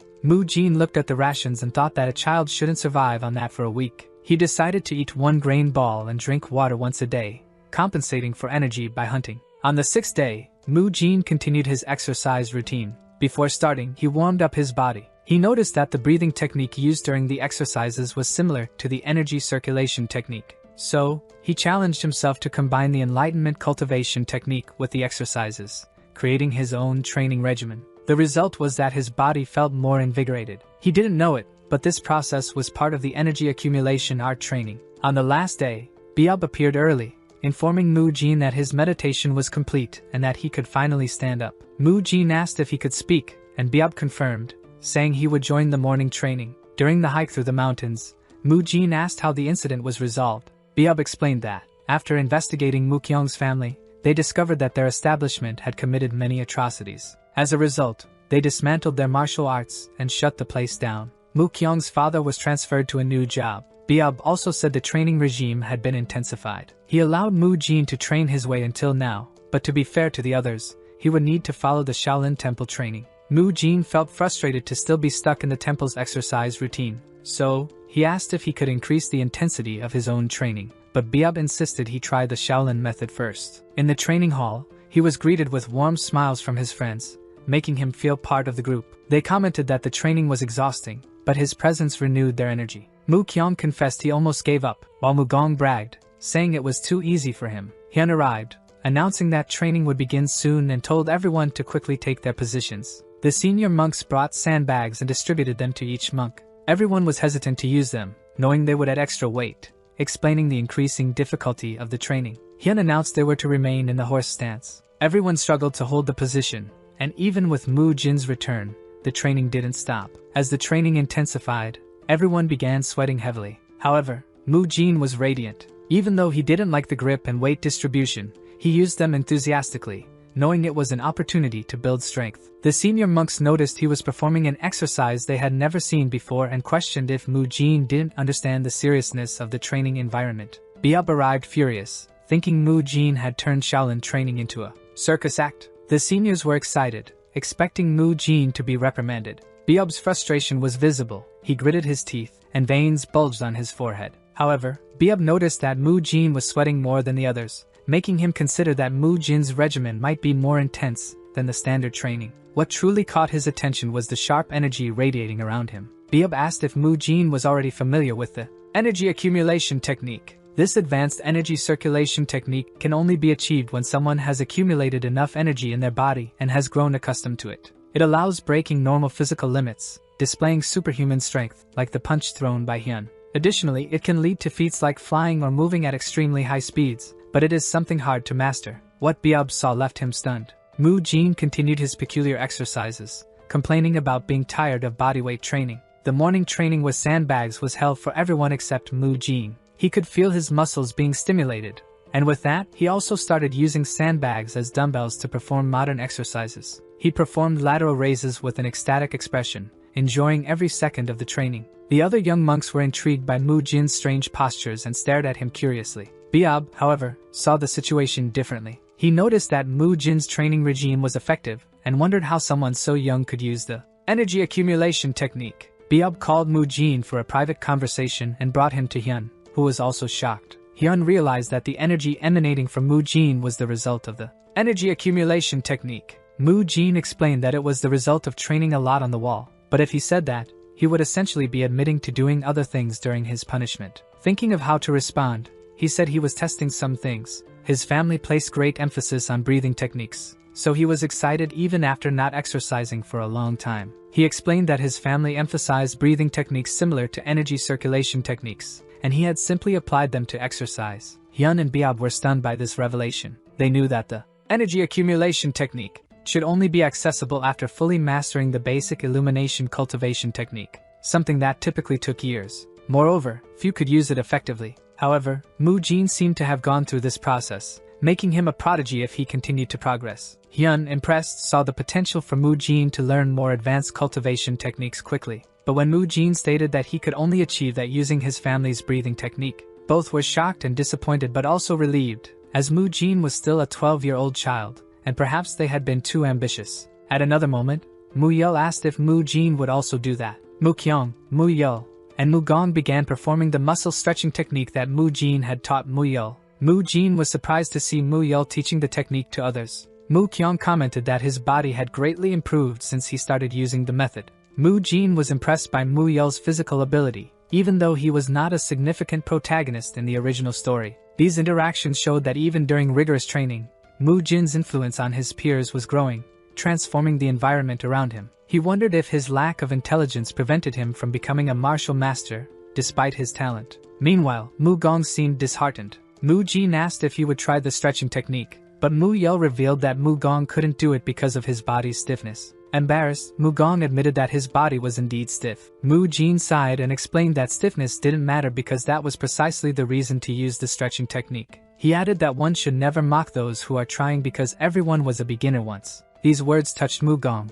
who remembered how everyone admired his physical structure and assumed he, coming from a good family, was naturally talented. This pressure motivated him to work harder to meet expectations. Inspired by Mu Jin's words, Mu Gong admitted he was right. With that, Mu Jin approached him and pressed his back firmly, and Mu Gong complained because it hurt a lot. Mu Jin noticed that Mu Kyung's body was also stiff, though not as much as Mu Gong's. He was impressed to see that Mu Yeol could easily perform a full stretch, and he had also taught them when Mu Jin wasn't around. The four of them performed side-bending exercises together, aligned and synchronized. Mu Gong was reprimanded by Mu Ji, who said he should close his fist and stretch it correctly, and Mu Kyung as well. He explained that the last exercise would be a breathing exercise. With that, they assumed a pose, counting from 1 to 4. Mu Jin remarked that the exercise was easier, and that they could follow it effortlessly. Mu Gong reflected on the strength of the friends around him. Mu Yeol with great physical skill, Mu Jin as the strongest among them, and Mu Kyung, who had already defeated Mu Tae. He realized he was surrounded by monsters, but he decided to push himself to avoid being left behind. His goal of becoming the strongest motivated him to persist. Thanks to the sandbags used during morning training, he was able to perform various weighted exercises. During his free moments, he practiced energy accumulation, enhancing his strength through energetic breathing techniques. He continued to stretch with his friends between training sessions, something he truly enjoyed. The senior monks closely observed his movements. They couldn't help but notice how Mu Jin's body was becoming more defined. His shoulders, in particular, were broader and well-toned, a result of his intense training. They began wondering if the secret to his impressive gains lay in the special method he used with his friends. After 10 days, a shift occurred in the training sessions. From now on, each monk would begin focusing on learning the internal energy cultivation technique, as most had already mastered the enlightenment cultivation technique. Beam asked 2 monks behind him to step forward and demonstrate. The first movement was the core punch. First, they had to circulate the energy and draw it in after accumulating it, directing it through the sea of energy point. After that, 70% of the energy would flow to the right arm, while the remaining 30% would go to the left arm. Mu Jin focused intently to apply the complex techniques. He dedicated himself to accumulating all his energy and deeply transferring it to his core. The process required great concentration, but it wasn't a major challenge for a gym rat. He then divided the energy in a 7-to-3 ratio. Directing most of it to his right arm and the rest to his left arm, he took his position, ready to execute the linked strike. Taking a deep breath, he initiated the strike, and an explosion of energy was generated, creating a spark. He was surprised by the result. Although it wasn't enough to break a rock, the improvement compared to his previous attempts was significant. The reason he didn't distribute the energy evenly but instead sent it entirely to his arm was to maintain balance in his body. Mu Jin commented that he would also need to distribute it to other areas. Accidentally, he overheard Hyun, a more experienced monk, advising others to transfer energy to their legs as well, confirming his theory. This encouragement drove him to dedicate himself even more to the technique, spreading his energy to his legs to gain full body control. However, he realized this was more complicated than he had anticipated. He knew his experience wasn't yet sufficient to fully master the technique. He found the feat more challenging than he had imagined and wondered how much training would be required to effectively execute it in a real fight. It was then that he noticed his best friend, Mu Yeol, performing random dance moves, as if he were executing a ritual to summon a legendary dragon. He knew Mu Yo would find the process as complicated as he did, since even he was struggling to spread his energy. But what caught his attention most was that Mu Yo was making all sorts of strange movements. Mu Yo's actions were enough to make Mu Jin facepalm and mutter that he was doomed. Concerned, he approached Mu Yo calmly and composedly, trying to understand what was happening. Mu Jin tried to maintain his patience and asked if Mu Yo could recall anything. Instead of following the correct order of energy points, Mu Yo reversed everything without hesitation. He claimed the energy went from the core to the palace, and then to the gastric point. Even the basic 70/30th distribution seemed like an impossible puzzle to him. Mu Yo's reasoning was so off track that it seemed like he had the attention span of a short video. Mu Yo felt deep shame as Mu Jin patiently corrected him. Meanwhile, Mu Jin grew frustrated with his friend's foolishness. Taking a deep breath, Mu Jin tried to teach in the simplest way possible. He advised Mu Yo to focus only on the point where his finger was pointing. Calmly, he pointed to the abdomen and instructed him to gather energy there. Then he explained that the energy should be moved smoothly to the shoulder. Thanks to this simplified version of the technique, Mu Yo finally succeeded. Mu Jin sighed in relief at seeing the progress but knew it wouldn't last long. Soon after, Mu Yo forgot everything he had learned, as if by magic. With a mix of frustration and indignation, Mu Jin wished he could punch him without guilt. During these challenging days, Mu Jin dedicated himself to the chain punch technique. For 10 days, he learned each step, guided by Hyun and the other disciples. The technique was simple but required a lot of discipline to master.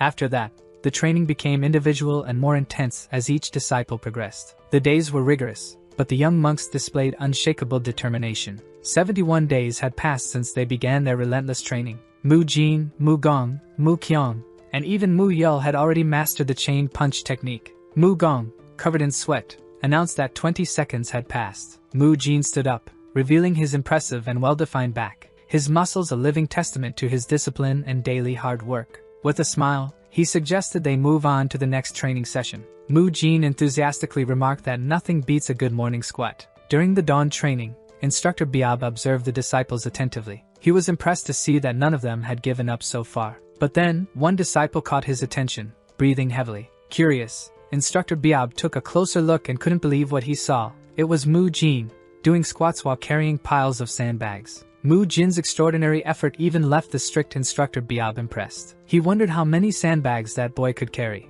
Achieving such a feat at such a young age, it was simply remarkable. Thinking about everything the boy had said about his training, for a moment, he wondered if the Shaolin Temple had underestimated that boy. The hall leader arrived, bringing Biab back to the reality of the training field. When asked why he was still there, he stood up respectfully. However, the leader interrupted him, more concerned about his well-being. The leader suggested that men should express their concerns when necessary. Hyun offered to listen to him, believing it might ease the weight on his mind. Bib hesitated for a moment but decided to share his concerns about Mu Jin. After lunch, Mu Jin was surprised to receive an unexpected summons. Biab insisted he go, saying the conversation with the hall leader was important. His friends laughed at the situation, while offering unhelpful comments. Biab hurried Mu Jin and urged him to admit to any mistake in advance. Even skeptical, he had no choice but to go to the meeting with the hall leader. Full of anxiety, Mu Jin imagined all the reasons he might have been called. He feared he had caused trouble, or that his actions had gone too far. Why would someone as important as the hall leader be interested in him?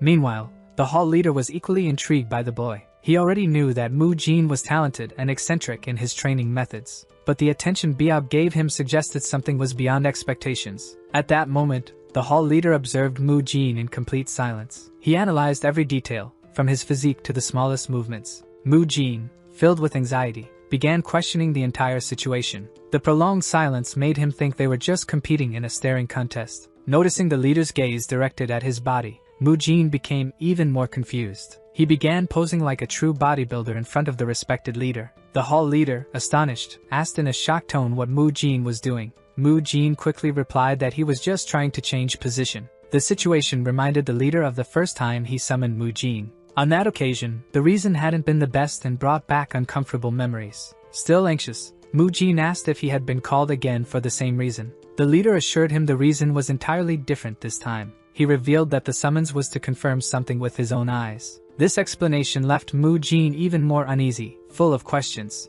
The hall leader stated that, after careful observation, he noticed a remarkable change. The leader explained that his body had grown much faster than the other disciples. However, He said that this wasn't the main reason for the summons, and Hyun asked if it was true that his family's training method explained such growth. Moo Jin made a displeased expression, knowing an endless lecture was about to follow. Gathering his courage, he asked if the leader simply wanted to compare training methods. Contrary to his expectations, Hyun explained that the Shaolin Temple wasn't as close-minded as Moo Jin used to think. In fact, the hall leader was there to make an unexpected proposal to the young monk. Moo Jin was confused and thought the old man had finally lost his sanity. During his time at the temple, all he had received from the seniors were criticisms and judgments. But now, Hyun revealed the real reason behind the Shaolin Temple's longevity for over 1,000 years. He explained that the secret lay in its ability to correct flaws and adopt what was good. There were moments to be kind but also moments when it was necessary to be firm. In other words, if Moo Jin's method was truly efficient, they would adopt it without hesitation. The statement left Moo Jin completely shocked, unable to hide his surprise. He had never imagined he would have a real chance to prove the value of his training. Even more surprising was that the hall leader, of all people, would give him such an opportunity. With a voice full of disbelief, Moo Jin asked if he had heard it all wrong. He could hardly believe that Hyun was seriously considering accepting his method. Moo Jin remembered the respected figure before him, the leader of the Arhat Hall, who, before becoming a master of martial arts, had pursued asceticism in search of Buddha. Including Moo Jin's training would mean testing a method whose effectiveness was uncertain, but Hyun said the Arhat Hall would try it first. Despite this, he decided to take the risk so the Shaolin Temple could grow stronger. Shaolin would become more capable than ever, with Moo Jin as a new fundamental pillar. But to everyone's surprise, Moo Jin reacted with reluctance to Hyun's proposal. With a confused expression, he asked why he should agree to it. Hyun was incredulous at the unexpected rejection and questioned Moo Jin's refusal. The leader asked why, and Moo Jin argued that there would be 70 young monks to train, which would hinder his own progress. Additionally, he reminded Hyun that others had treated him like a madman since the previous incident. In Moo Jin's mind, no one would follow orders from a lunatic like him. Moreover, he saw no personal benefit in helping those ungrateful brats. Moo Jin stated that he wouldn't gain anything from it, and could lose a lot of time. He made it clear that teaching others wouldn't help him achieve his goals faster. Nevertheless, because of Hyun, he tried to be as understanding as possible. Moo Jin decided to accept the task, but only under a specific condition. That same night, as the moon illuminated the sky with its silvery glow, everyone was fast asleep. Moo Jin took a deep breath, preparing to let out the loudest yell of his life. With a forceful exhalation, he unleashed a powerful roar that echoed through the silent night. The yell abruptly woke all the monks, leaving them startled and confused. Still in the dark, they ran disoriented to the training grounds, not understanding what was happening. They wondered why training had started so early, without even hearing the bell. When they arrived, they were left speechless to see who was behind the call. Their eyes widened as they saw Moo Jin standing there, ready to lead the training. The shock was even greater when they noticed that Hyun and Byeob were standing beside him. Seeing such respected figures supporting Moo Jin left everyone in disbelief. Hyun explained that the reason for the call was simple. They needed to warm up before the main training session. From that moment on, Moo Jin would be in charge of the early morning training. The announcement made many monks laugh, as they didn't take Moo Jin seriously. However, Moo Jin had anticipated a negative reaction from those who considered him a lunatic. Knowing he couldn't allow himself to be underestimated, he took a deep breath and demanded absolute silence. Moo Jin's voice echoed firmly, showing he would no longer be ignored by anyone. His authoritative tone resonated throughout the temple with the presence of an experienced veteran. Even Byeob was impressed, watching the young monk with admiration as he revealed a new side of himself. Moo Jin made it clear that, from that moment forward, he would teach his family's training method. He demanded to be treated not as a new monk but as a respected instructor. His request didn't surprise Hyun, who was even more impressed by Moo Jin's leadership qualities. In addition to being talented and perceptive, Moo Jin demonstrated firm determination and the stance of a natural leader.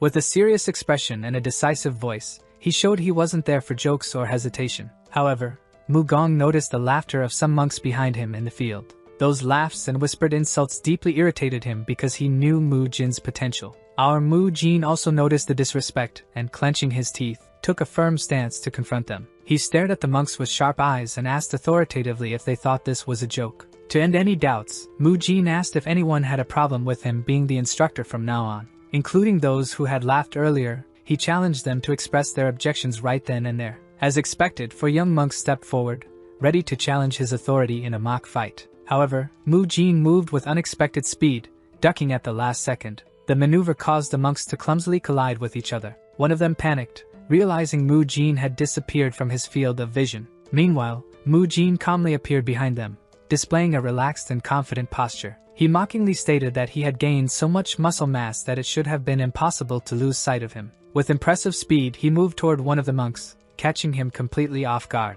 Mu Jin's quick and precise action put him in absolute control over his opponent. Without hesitation, he delivered his iconic chain punch, leaving the monk in a desperate situation. When all four were down, Mu Jin asked if anyone else wanted to face him, but everyone seemed unwilling to fight Mu Jin, so he told them all not to forget to call him instructor during the morning training. With an authoritative voice, Mu Jin ordered everyone to lie down on the ground and warned that if their abdomens touched the floor, the weight would be doubled. Explaining the training, he instructed them to bend their arms and then lift themselves up, forming a proper push-up. Watching this performance left Biab intrigued. He wondered if Mu Jin had taught others before. However, despite his talent, Mu Jin wouldn't manage all 70 monks alone, so he called others to act as his assistants. With this help, they could manage and teach the monks. However, when Mu Kyung taught others, he would likely also boost his own confidence. Though Biab, a Buddhist resembling a soldier, was strict, he had learned a perfect training regimen for himself thanks to Mu Jin.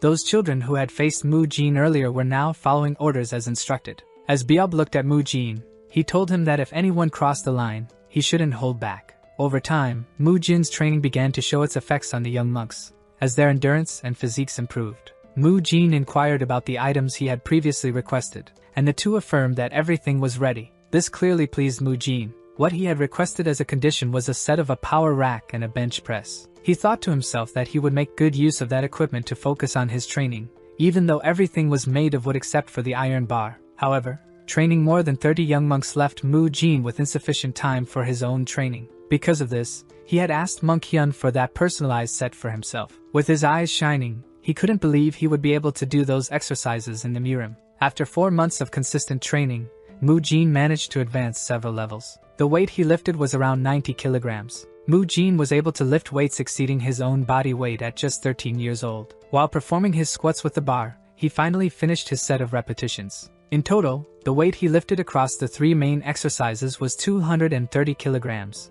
and Mu Jin felt immense satisfaction every day. He continued this life consistently, and thus autumn and winter passed. After the snow melted and plants began sprouting again, 20 young monks left the Shaolin Temple. They were monks who had failed to learn martial arts within a year. However, despite this, neither of the two, Mu Jin or Hyun, felt sad, as 50 young monks remained that year, all thanks to Mu Jin. At this point, it was foolish for anyone to refuse to acknowledge Mu Jin's training methods. In addition to Hyun recognizing this, he realized that Mu Jin was now a great supporter and asked if he should get more items from Mu Jin as he urgently needed them. With the results Mu Jin achieved with his training methods, there was hope for acquiring more equipment. However, budgets for expensive items were quite limited. Still, there was a solution for that case, and fortunately it wasn't a hopeless one. Hyun truly hoped that one day they would take the test to officially join the Shaolin Temple. The official admission test was the final challenge for new monks, used to select the disciples who would be directly affiliated with the Shaolin Temple. And if Mu Jin's training methods were proven effective, they would be able to acquire all that training equipment. After half a year, Mu Jin experienced a growth spurt, and was able to handle 400 kilograms in 3 exercises. Even though Mu Jin had trained for 1 year and 9 months, he hadn't grown much, precisely because he was a martial artist. If Mu Jin grew too much, his muscles would interfere with his movements in martial arts. That's why he sculpted his body to be perfect for martial arts, comparable to celebrities with ideal physiques. Mu Jin's body was developing slowly, transforming his muscles into those of a martial artist. Meanwhile, as Mu Jin continued his training, Hyun Sung left the Arhat Hall and transferred elsewhere. Hyun Sung went to meet the head of the Shaolin Temple to discuss the exam that would take place in 5 days. Word had reached him that many more students had remained in Hyun Sung's temple this time than in previous years. Hyun Sung confirmed this. Hyun Chun noticed that Hyun Sung was very confident in his abilities. He also mentioned that this time, the exam would be different from the previous ones. The head of the Shaolin Temple, Hyun Chun,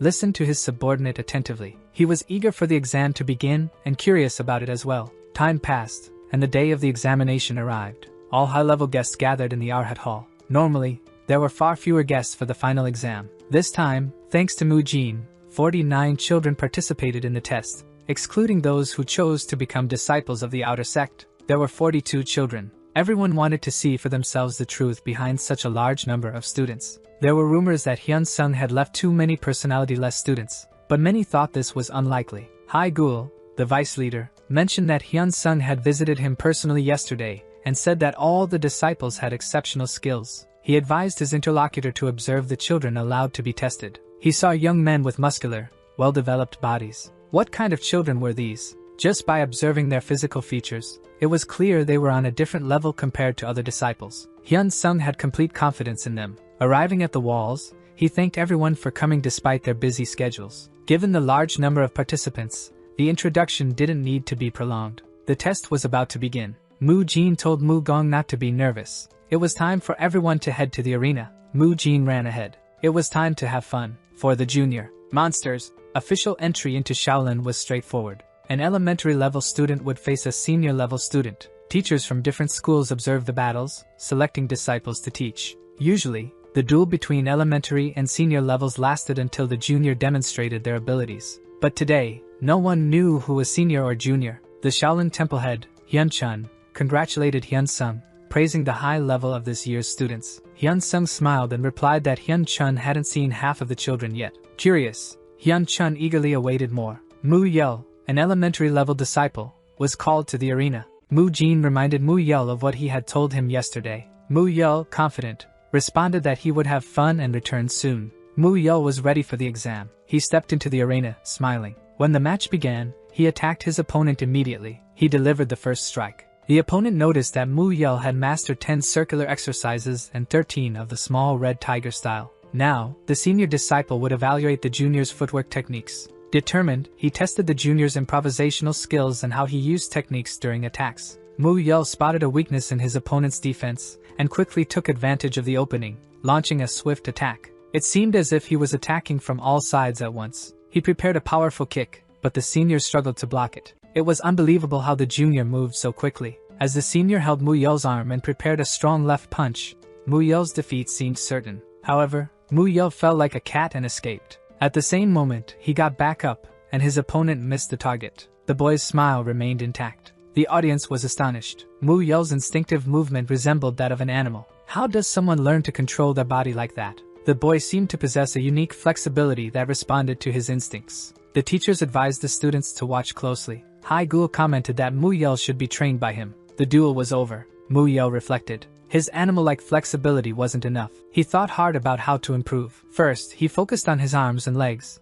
then on blood pathways and flows. Soon, he realized he should only train the connections between techniques, ignoring the flows. Hyun Chung asked Hyun Sang how he managed to raise his students' levels so much. He secretly sent talismans to them. An entry-level student, Mu Gong, was called to the ring. Mu Jin met him to help him stay calm. This year, Mu Gong had transformed into a mountain of iron muscles. He wasn't nervous at all. The flows erupted in embarrassed cries. This was a junior student. There was some kind of disappointment. Perhaps they were hiding his age. Mu Gong's opponent looked up at him. How could a junior disciple grow to 186 centimeters? Mu Gong thought that, until this day, he had endured the hardest training. There was no way he would lose. The referee ordered the start of the sports battle, and Mu Gong rushed like an athlete to attack. Mu Jin remembered that, despite his excellent physique, Mu Gong's body was like wood, so they used stress to build muscle mass. His appearance added to that. And now, Mu Gong was an impenetrable tank and attacker. Mu Gong's opponent barely had time to brace for the hammer-like impact of his strength. Although the elder was considered a match for the younger students,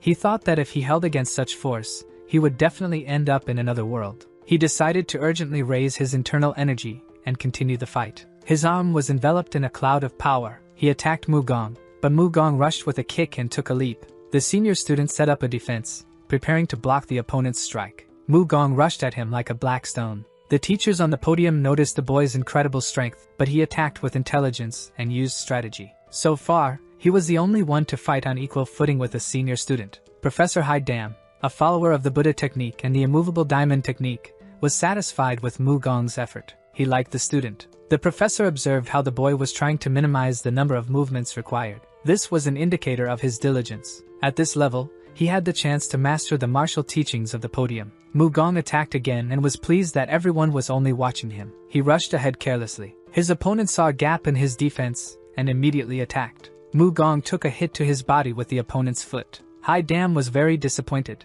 This disciple likes to show off because of the youthful blood boiling inside him. He still has much to learn. Hai Dam decided that he would personally train Mu Gong. Mu Gong returned in a very depressed state. Mu Jin supported him.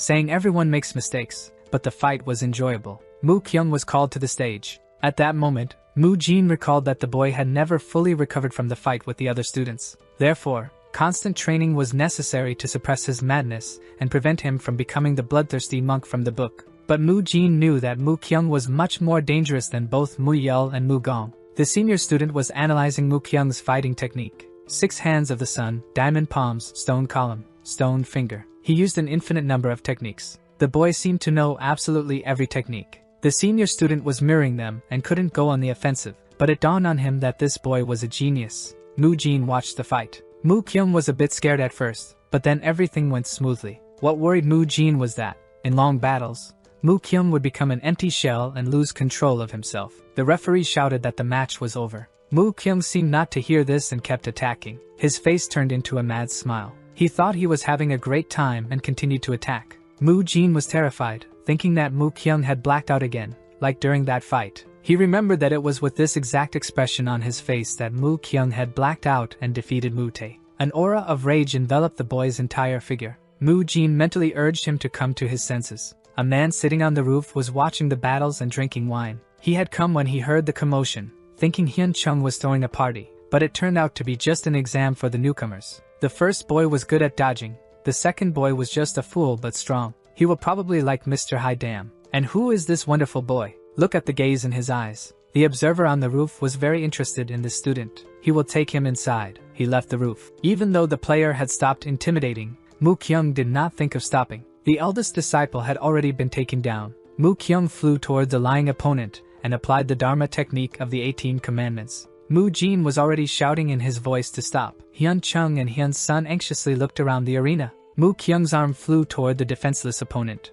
At that critical moment, a man who had not stopped drinking wine appeared in the arena, grabbed Mu Kyung's hand, and stopped the motion. Many people recognized him as Hai Guan. Mentor Hai Dam shouted. How could the mentor bring a drink during a duel? What kind of example is he setting for his disciples? Hai Guan opened the flask on the spot. Hai Guan was surprised to realize that the flask contained only water. He did not deny Hai Guan's usefulness to the temple, but there were limits. Hai Guan approached Hyun Chung's disciples and the rest of the audience. He apologized for intervening in the middle of a duel but felt he should be the one to take this young monster under his sword. Everyone agreed that the young monster Mu Kyung's skills were incredible, but only Hai Guan, the leader of the Emerald Order, could handle his madness. He was the only one among the Shaolin disciples who had gone beyond the law of not killing. A group of those willing to do anything to eradicate the most wicked evil. Shaolin's Hyun Chung also thought it was a good idea for the boy to start training under the guidance of Hai Guan, the one who confronted demons. Would he be able to take control of his madness? At this moment, Hai Guan was patting Mu Kyung's head and saying the boy was simply made for his clan.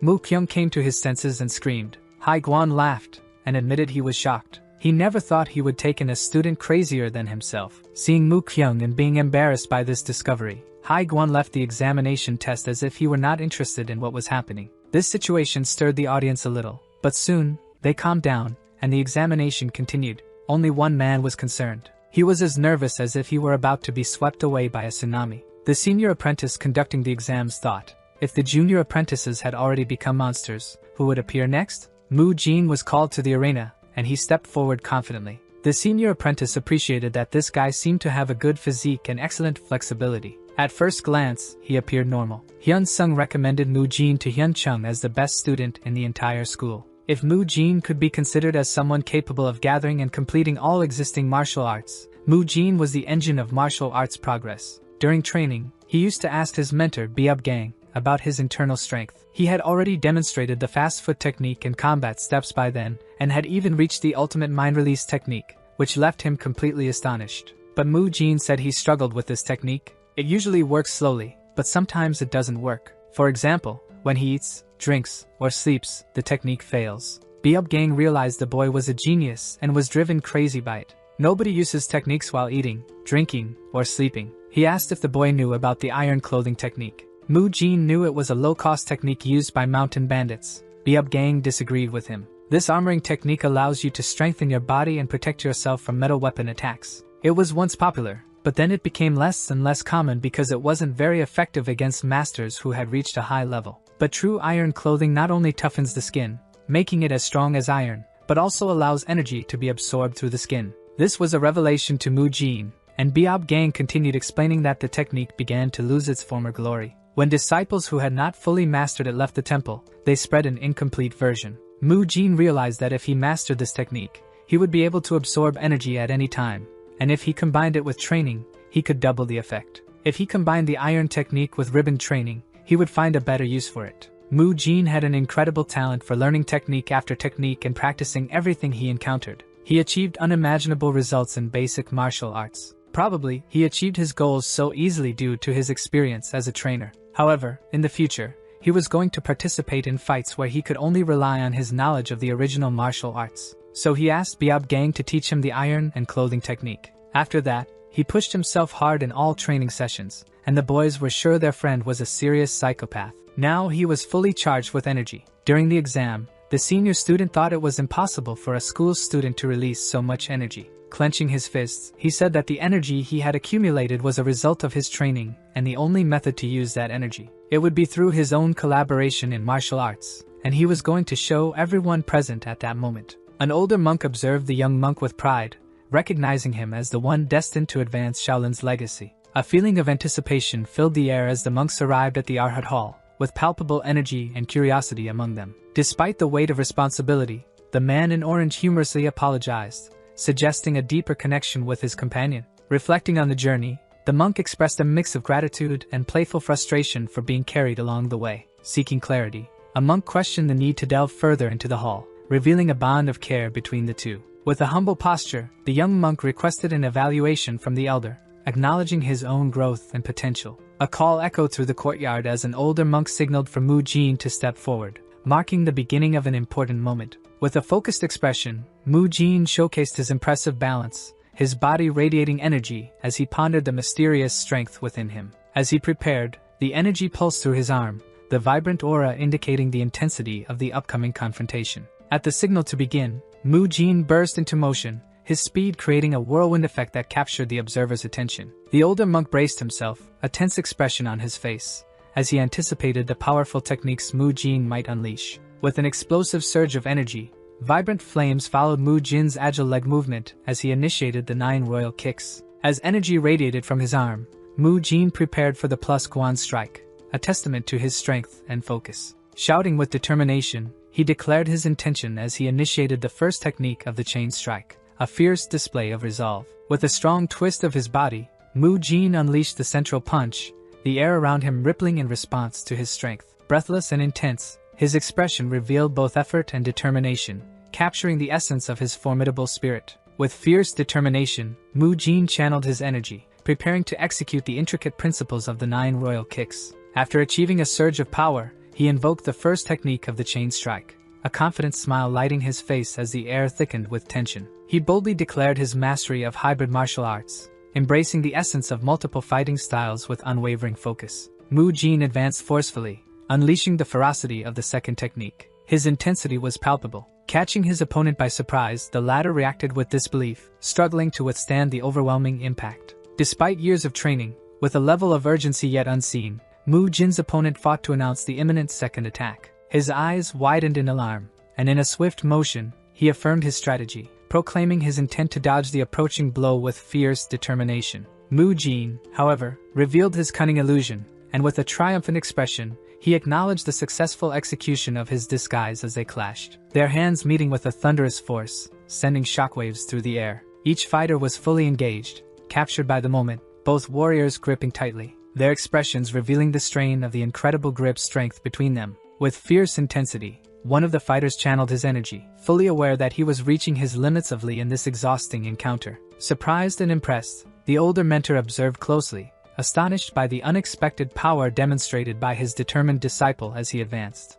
The fighter invoked a variety of techniques, revealing a mix of skills that seemed beyond basic training, illustrating the finesse of his approach. He emphasizes the importance of traditional methods while navigating chaotic movements with precision. In a moment of realization, the mentor admires the innovation displayed, recognizing the unique combination of skills his student has forged. A determined fighter rises triumphantly, proclaiming the wisdom of mastery, as a crowd observes his passion. The elder mentor, with a wise posture and a flowing beard, leans in to engage with his student, seeking clarity in their dialogue. Breathing fervently, the fighter passionately urges others to approach the training area, his excitement palpable in his animated expression. With an electrifying realization, the fighter exclaims, questioning the identity of the place as a center for mastery in martial arts. Reflecting on his journey, he shares his dedication to rigorous training over the past 2 years, revealing both diligence and frustration. The fighter unleashes his full power, passionately expressing the freedom of fighting without fear of injury, a fiery aura surrounding him.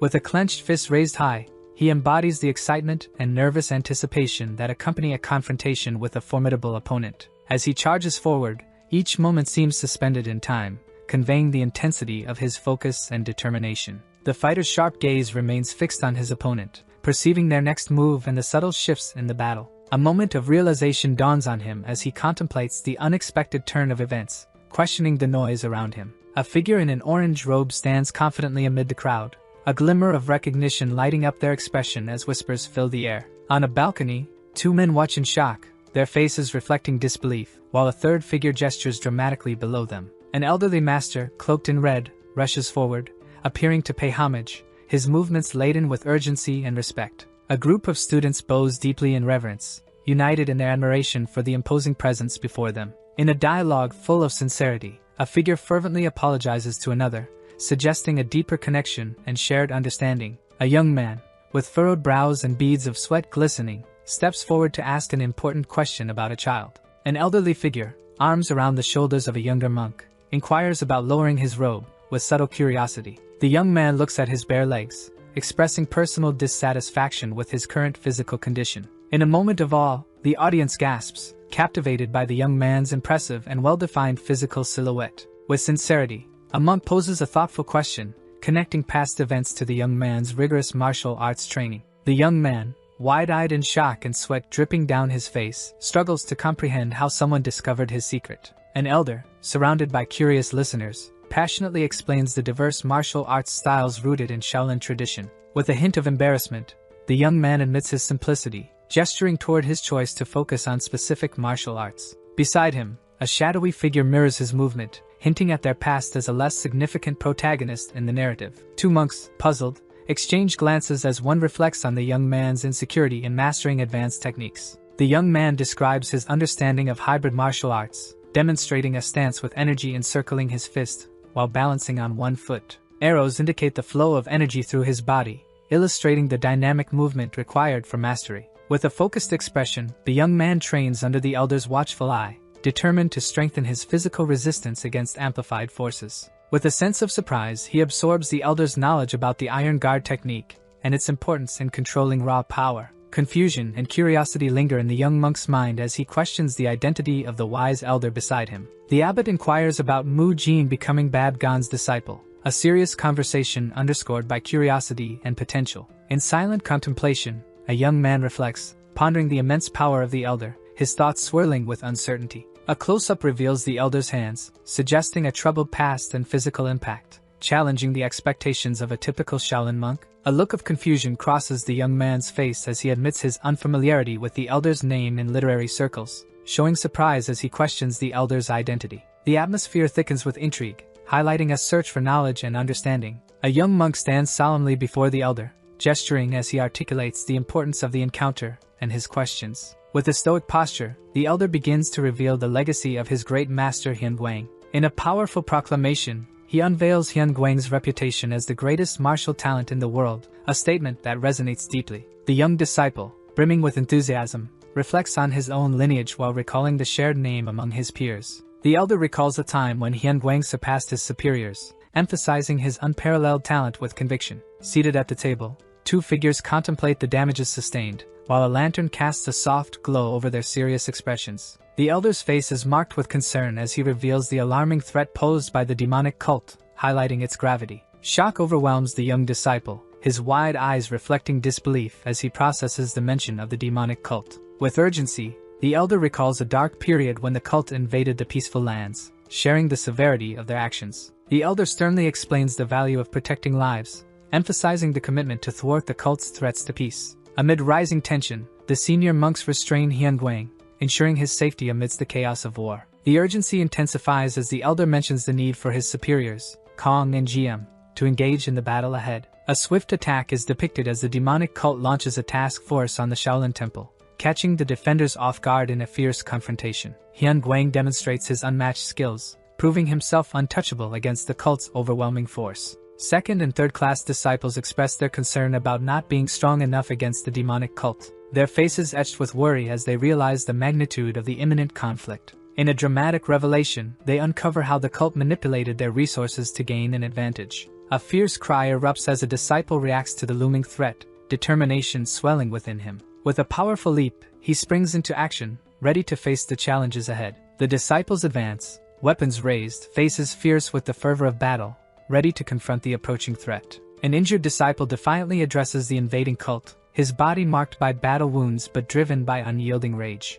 The painful truth emerges as the warrior reflects on his sacrifices, bearing the weight of his choices amidst the chaos. A wise elder contemplates the past, his somber expression suggesting the heavy burden of loss and what could have been. Faced with the reality of the injuries sustained, a young disciple seeks confirmation from the elder about the fate of his great master. A young disciple, full of determination, proposes a solution to treat the wounded, his confidence radiating. An elderly figure is taken aback, eyes wide with disbelief, as he questions the young disciple's ability to provide aid. A grim man remains silent, reflecting on failed treatments, while doubting the young disciple's claim with incredulity. The young disciple, raising his hand for emphasis, outlines the challenges ahead, acknowledging the limits but still offering hope with resolve. The young disciple conveys his potential to restore movement, even if the path to full recovery remains uncertain. A concerned young disciple questions the monk's knowledge, carefully addressing the learning process of an injured monk. A skeptical figure leans against the doorframe, closely observing the young disciple's remarks while contemplating the implications of past treatments.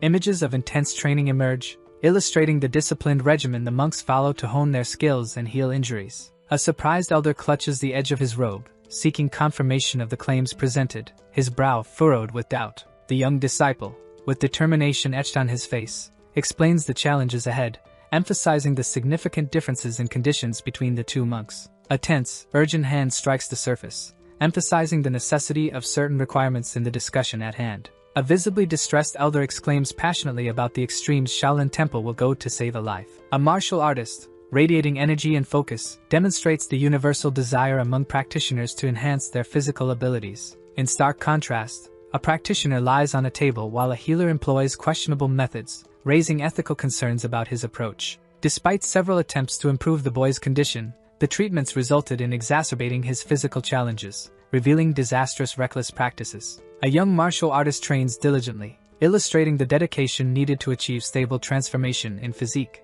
Abbot Hyun Guang engages in a serious conversation, firmly believing that the boy has the potential to assist him. A resolute and intense elder contemplates the need for a great sacrifice for the sake of a revitalizing pill, and with conviction in his stance, declares his willingness to give up an arm, inspired by the sacrifice of a revered abbot. The young martial artist ponders the true nature of his training, questioning whether Shaolin arts encompass powers beyond his current understanding. A young martial artist receives an invitation to enter the chamber, ready for an important discussion about his future. The head of the disciplinary court, Hyun Gong, is introduced with authority, demanding respect within the meeting. Hai Dam, a formidable figure, presents his impressive titles, demonstrating his strength and mastery in martial arts. The young martial artist, determined and focused, points out the senior opponent responsible for a previous incident, seeking clarity. Two senior figures affirm their commitment to assisting the great master Hyun Guang, eager to embark on a critical mission. A young martial artist reveals a sense of urgency by clenching his fist,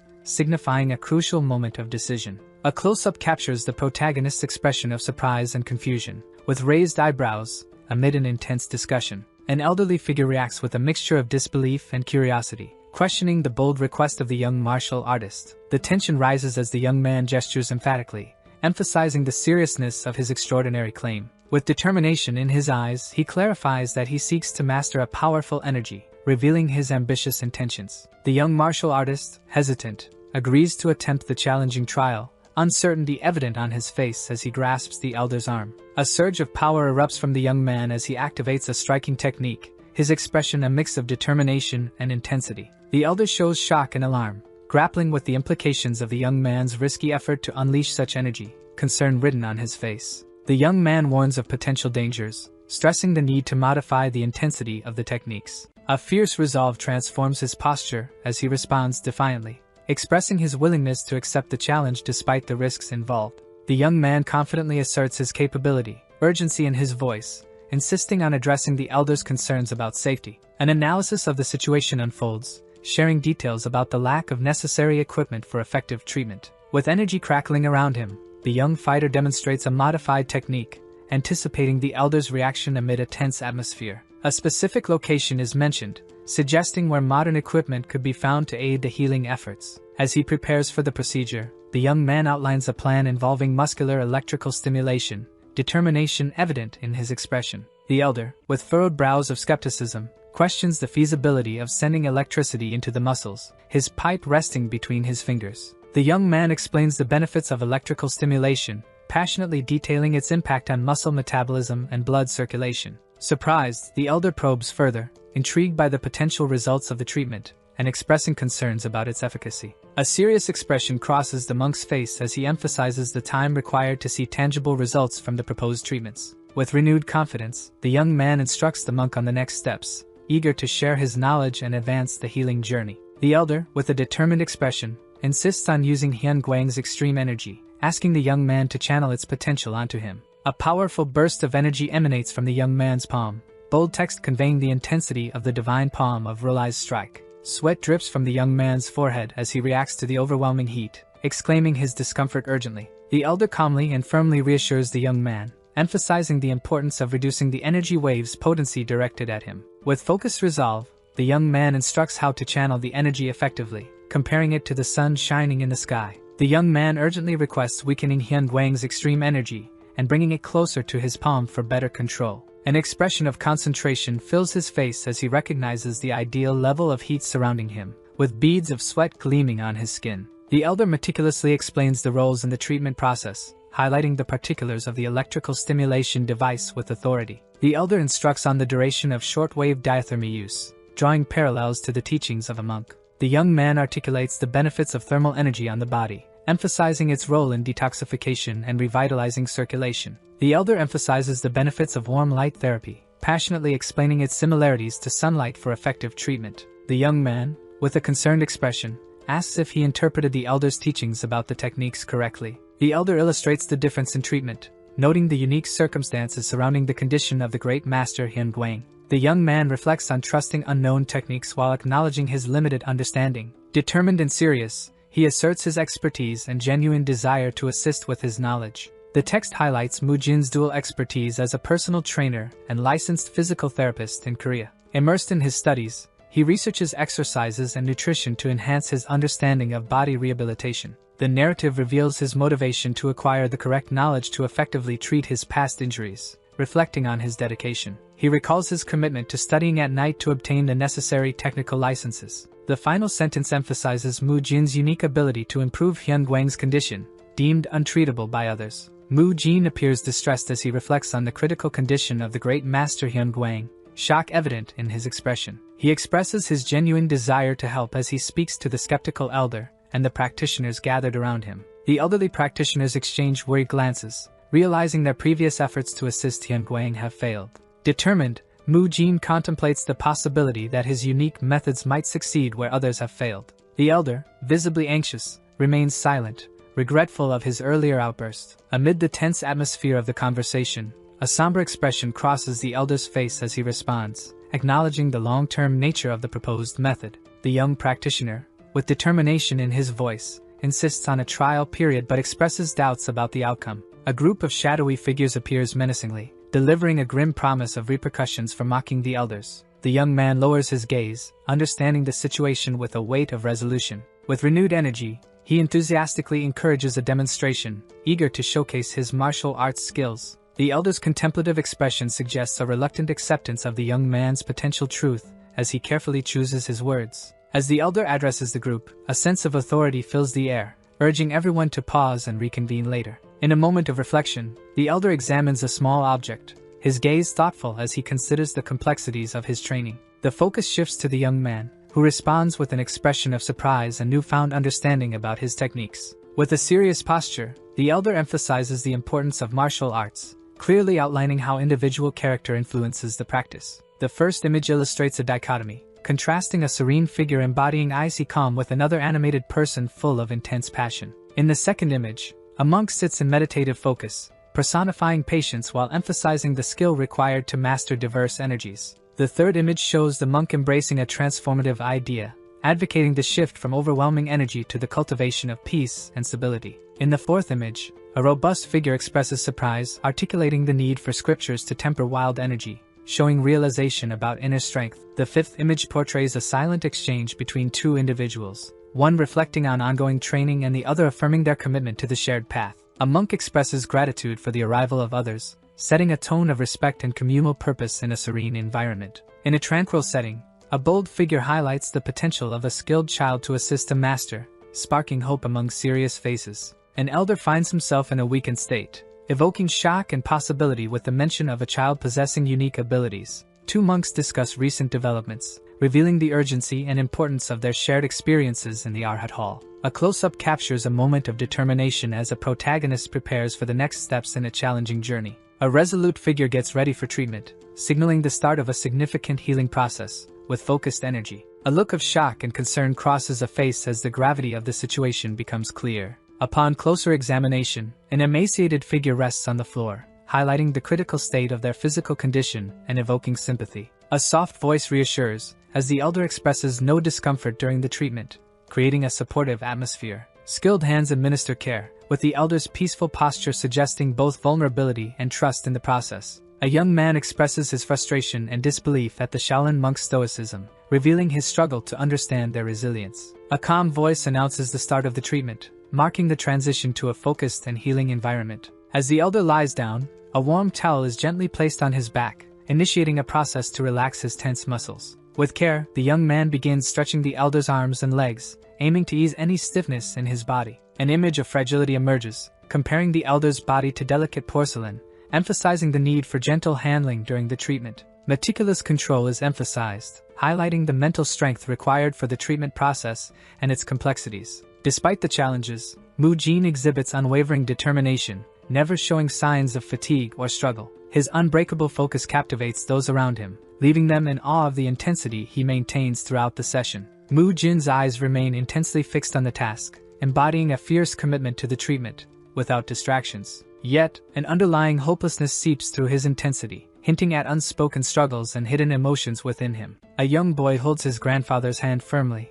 radiating hope and determination as they walk together. An elderly man rests on the bed, sweat dripping from his forehead, revealing his state of exhaustion. And Mu Jin tends to the frail man with visible dedication and concern, his face marked by sorrow. Two men approach, one signaling the end of the treatment, while the other prepares for the next steps. While standing beside the patient, one confirms the success of the treatment, while the other assists him with care. Under the moonlight, a disciple organizes belongings, symbolizing a transition to a new place. Lying in bed, he looks up in frustration as he recalls the time when he could distance himself from others. He questions the current situation, perplexed by the shared space and the responsibility of caring for the wise master. Resigned, he expresses longing for his solitude while acknowledging the demands of the coming day. Mu Jin reflects on the critical state of the great master Hyunguang, recalling the deep scars left by life. A faint smile emerges as he remembers cherished memories and important connections from the past. Mu Jin's face grows somber, as he admits how much he misses the figure who shaped his life. With determination, a boy helps an elder with care,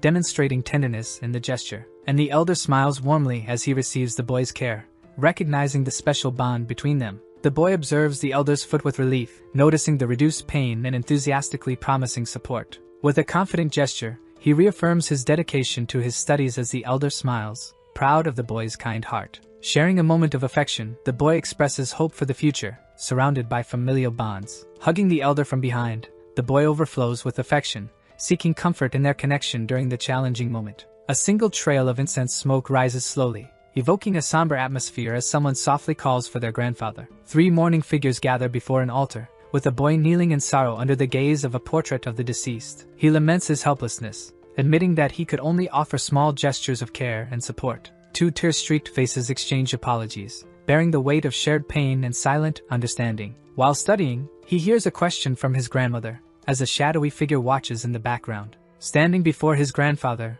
Mu Jin expresses regret for not wanting to attend university, and she looks at him with concern. Scattered study materials reveal an open notebook with notes on health management, suggesting a deeper purpose. Mu Jin's gaze fixes on a bold poster of soldiers, reflecting on the gravity of enlisting in the Korean army. With enthusiasm, he declares his admiration for the soldiers and imagines his place in a special force. In a moment of joy, Moo-jin shares the news of passing a public exam with his grandmother, and her smile expresses relief and pride. A gloved hand firmly grips another, promising care with unwavering commitment. An elderly figure remains alone, surrounded by untouched food, expressing concern for an absent loved one. Masked figures move through the forest, determined to honor a promise of protection made to a family member. With fierce determination, a soldier raises his fist and vows to protect a dear person against any threat. A masked gaze laden with urgency scans the surroundings with full attention. Whispering a name symbolizing a deep family connection, the young man urgently seeks answers about Lieutenant Choi Kang-hyuk. The tension rises as the young man's face reflects intense concern, suggesting impending misfortune. The portrait of an elderly woman observes serenely, as if witnessing life's unspoken sorrows and sudden losses. In a somber setting, a man silently mourns as he faces the harsh reality of his grandmother's death. With tears in his eyes, a figure reflects on the brevity of time allowed for mourning, highlighting familial hierarchy. A firm hand clenches with urgency, symbolizing a return to duty immediately after the funeral, driven by commitment. Lines of exhaustion mark Moo-jin's face as he breathes heavily, reflecting on family lost through hidden sacrifices. A group of soldiers marches uphill, their determined steps echoing the weight of shared responsibility. Regret consumes a soldier as he reflects on how he treated his grandparents in the past, feeling the weight of delayed realizations. A cross-legged boy is surrounded by the gentle presence of his deceased grandparents, holding precious memories. The boy's worried gaze fixes intensely as he questions his grandfather's health with genuine concern. With a remorseful expression, he promises to improve his massages while gesturing toward the spectral figures of his grandparents. A comforting hand rests on his head, carrying a healing presence as deep emotions stir within him. Laughter fills the air as a friend teases him for crying, bringing a moment of levity to the scene. He denies his tears as he speaks to his grandfather, struggling to control the emotions overwhelming him. Anxiously, a disciple questions the great master Hyun Gwang with a gaze full of concern. The elder's gaze returns with a mix of wisdom and weariness, reflecting the burdens he carries alone. Lying on a pillow, Moo-jin is consumed by longing, feeling the weight of someone dear's absence. A firm proclamation of self-sufficiency echoes in the air, but an inner conflict simmers just beneath the surface. A realization strikes Moo-jin as he reflects on his past efforts, his focused expression revealing the depth of understanding he has gained. With a warm smile, the elder invites Moo-jin to call him grandfather, softening his demeanor with a welcoming wisdom. The disciple freezes, his brow furrowed in confusion as shock overwhelms his thoughts. Concern etches across his face as he questions the elder's strange behavior, torn between anxiety and curiosity. The master's enigmatic behavior prompts the disciple to hesitantly reflect on the meaning of this new familial connection. With hesitation, the disciple stammers an uncertain acknowledgement, struggling with his own emotions and the weight of the title. Surprised, the disciple confronts the elder with indignation, his voice rising in disbelief at the absurd situation. Unfazed, the elder questions the disciple's audacity, reinforcing the strangeness of this newfound connection. The atmosphere softens with laughter as the master adopts a jovial demeanor, bringing lightness to the heavy mood. Confused, the disciple tries to reconcile the unexpected title with the disbelief that still lingers. Even amidst the embarrassment, a warmth begins to grow in his heart, subtly shifting his perspective. The disciple furrows his brows in concentration, searching intensely as his expression shifts from hope to growing frustration. With seriousness, the elder suggests the need for a drastic change, his gaze fixed on Moo-jin's disheveled hair. Maintaining an air of wisdom, the elder acknowledges the disciple's worldly desires, suggesting a more appropriate appearance. With a carefree spirit, the disciple lightly apologizes, assuring his commitment to the training. In a moment of panic, the disciple rummages through the shelves and yells in disbelief upon realizing the sought-after item has vanished. Consumed by frustration, he raises his hands in exasperation as despair overtakes him. Surrounded by books and papers, he reflects on the lack of resources, lamenting the futility of his search for excuses. Regret strikes him as he considers the time spent growing his hair, his face hardening with determination. A conversation arises, questioning the meaning of monks cutting their hair, planting doubt in the disciple's mind. As the master explains the symbolic act of cutting hair, the disciple begins to grasp its deeper significance. Thoughtfully, he ponders the connection between worldly desires and Buddhist teachings. A wise figure recounts the teachings of the Shaolin Temple, evoking the legacy of enlightenment left by revered masters. With a cheerful expression, the master emphasizes the importance of letting go of worldly attachments in pursuit of true spiritual cultivation. The disillusioned disciple mocks the grand lessons, his frustration evident as he challenges traditional ideals. In a moment of despair, he holds his head, lamenting his decision to join the temple, feeling trapped as if in a dream. Suddenly, clarity strikes as he recalls the romance that led him to this unexpected journey, confusion giving way to focus. Sitting in a hospital, he reflects on his day while holding a piece of food, relaxed despite the environment. The doctor stares at him, surprised, as the significant mention of the hospital dawns on him. A flamboyant figure laughs heartily while discussing a hair problem, as a woman listens with a disinterested expression. The young man, overcome with panic, grabs his hair and screams in terror, completely consumed by fear. Surrounded by others, he questions his anxiety over haircuts, feeling the weight of military service expectations. With passion, the young man argues that cutting hair symbolizes breaking ties with worldly desires, his expression brimming with conviction. Thoughtfully, he reflects on shaving his head as a means of freeing himself from earthly attachments. Suddenly, an idea strikes him, his finger raised triumphantly as a mischievous smile spreads across his face. With enthusiasm, he confidently declares that his unconventional hairstyle will go unnoticed in this new era. As he runs, his excitement overflows, proclaiming his genius and circumventing expectations. The next day reveals a serene temple in traditional style, its stairs leading to doors that promise new beginnings. A bald-headed monk joyfully announces his arrival for training, balancing a heavy wooden box filled with equipment. The elder beside him reacts with surprise, his wide eyes revealing concern while another observes curiously. The conversation shifts as the monk is questioned about his belongings, leading him to recall the moment he handed over the razor and scissors. With a cheeky smile, he boldly declares his achievement, showing off his unconventional hairstyle, leaving everyone speechless. One of the monks animatedly questions the significance of hairstyles, linking appearance to the monastic journey. The hairstyle in question is proudly displayed, described as a two-block and mohawk, indicating a lighthearted and rebellious streak. An engraving of a modified swastika in homage to Buddha stands out, as the monk explains its symbolism with reverence. Demonstrating enthusiasm,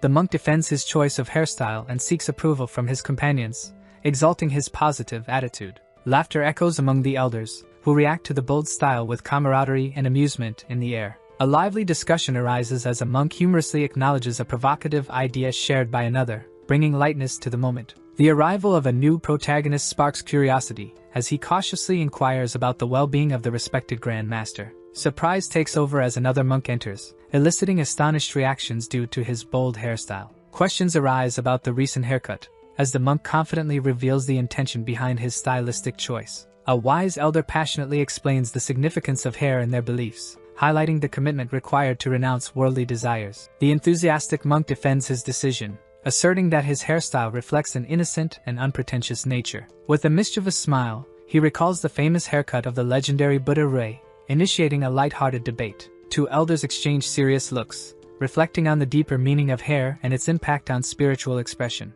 In contemplation, a monk questions whether the complete removal of hair is the true manifestation of their beliefs. The wise elder pauses, visibly pondering the implications of such a drastic decision on their appearance and essence. A spirited young monk challenges the group, humorously suggesting that many could benefit from trimming their overgrown beards. With enthusiasm, he mentions the image of Buddha Dharma, emphasizing how the revered figure only shaved the top of his head. Smiling confidently, he declares that the essence of their beliefs lies in detachment from the world, not in outward appearance. Two elders exchange thoughtful glances, considering the monk's point about the historical representation of Buddha Dharma's style. Reflecting, an elder acknowledges that the unconventional style could be seen as unattractive by societal standards. A playful elder, with a light smile, teases the disciplinary leader about his appearance choices. The stern court leader rubs his forehead in exasperation, firmly imposing limits on hair length with a resigned expression. Hyun Guang remains confident, his challenge evident as he accepts Mu Jin's style, embracing individuality with unwavering resolve. As night falls, the atmosphere shifts, signaling the end of the day's events and anticipation for tomorrow's training.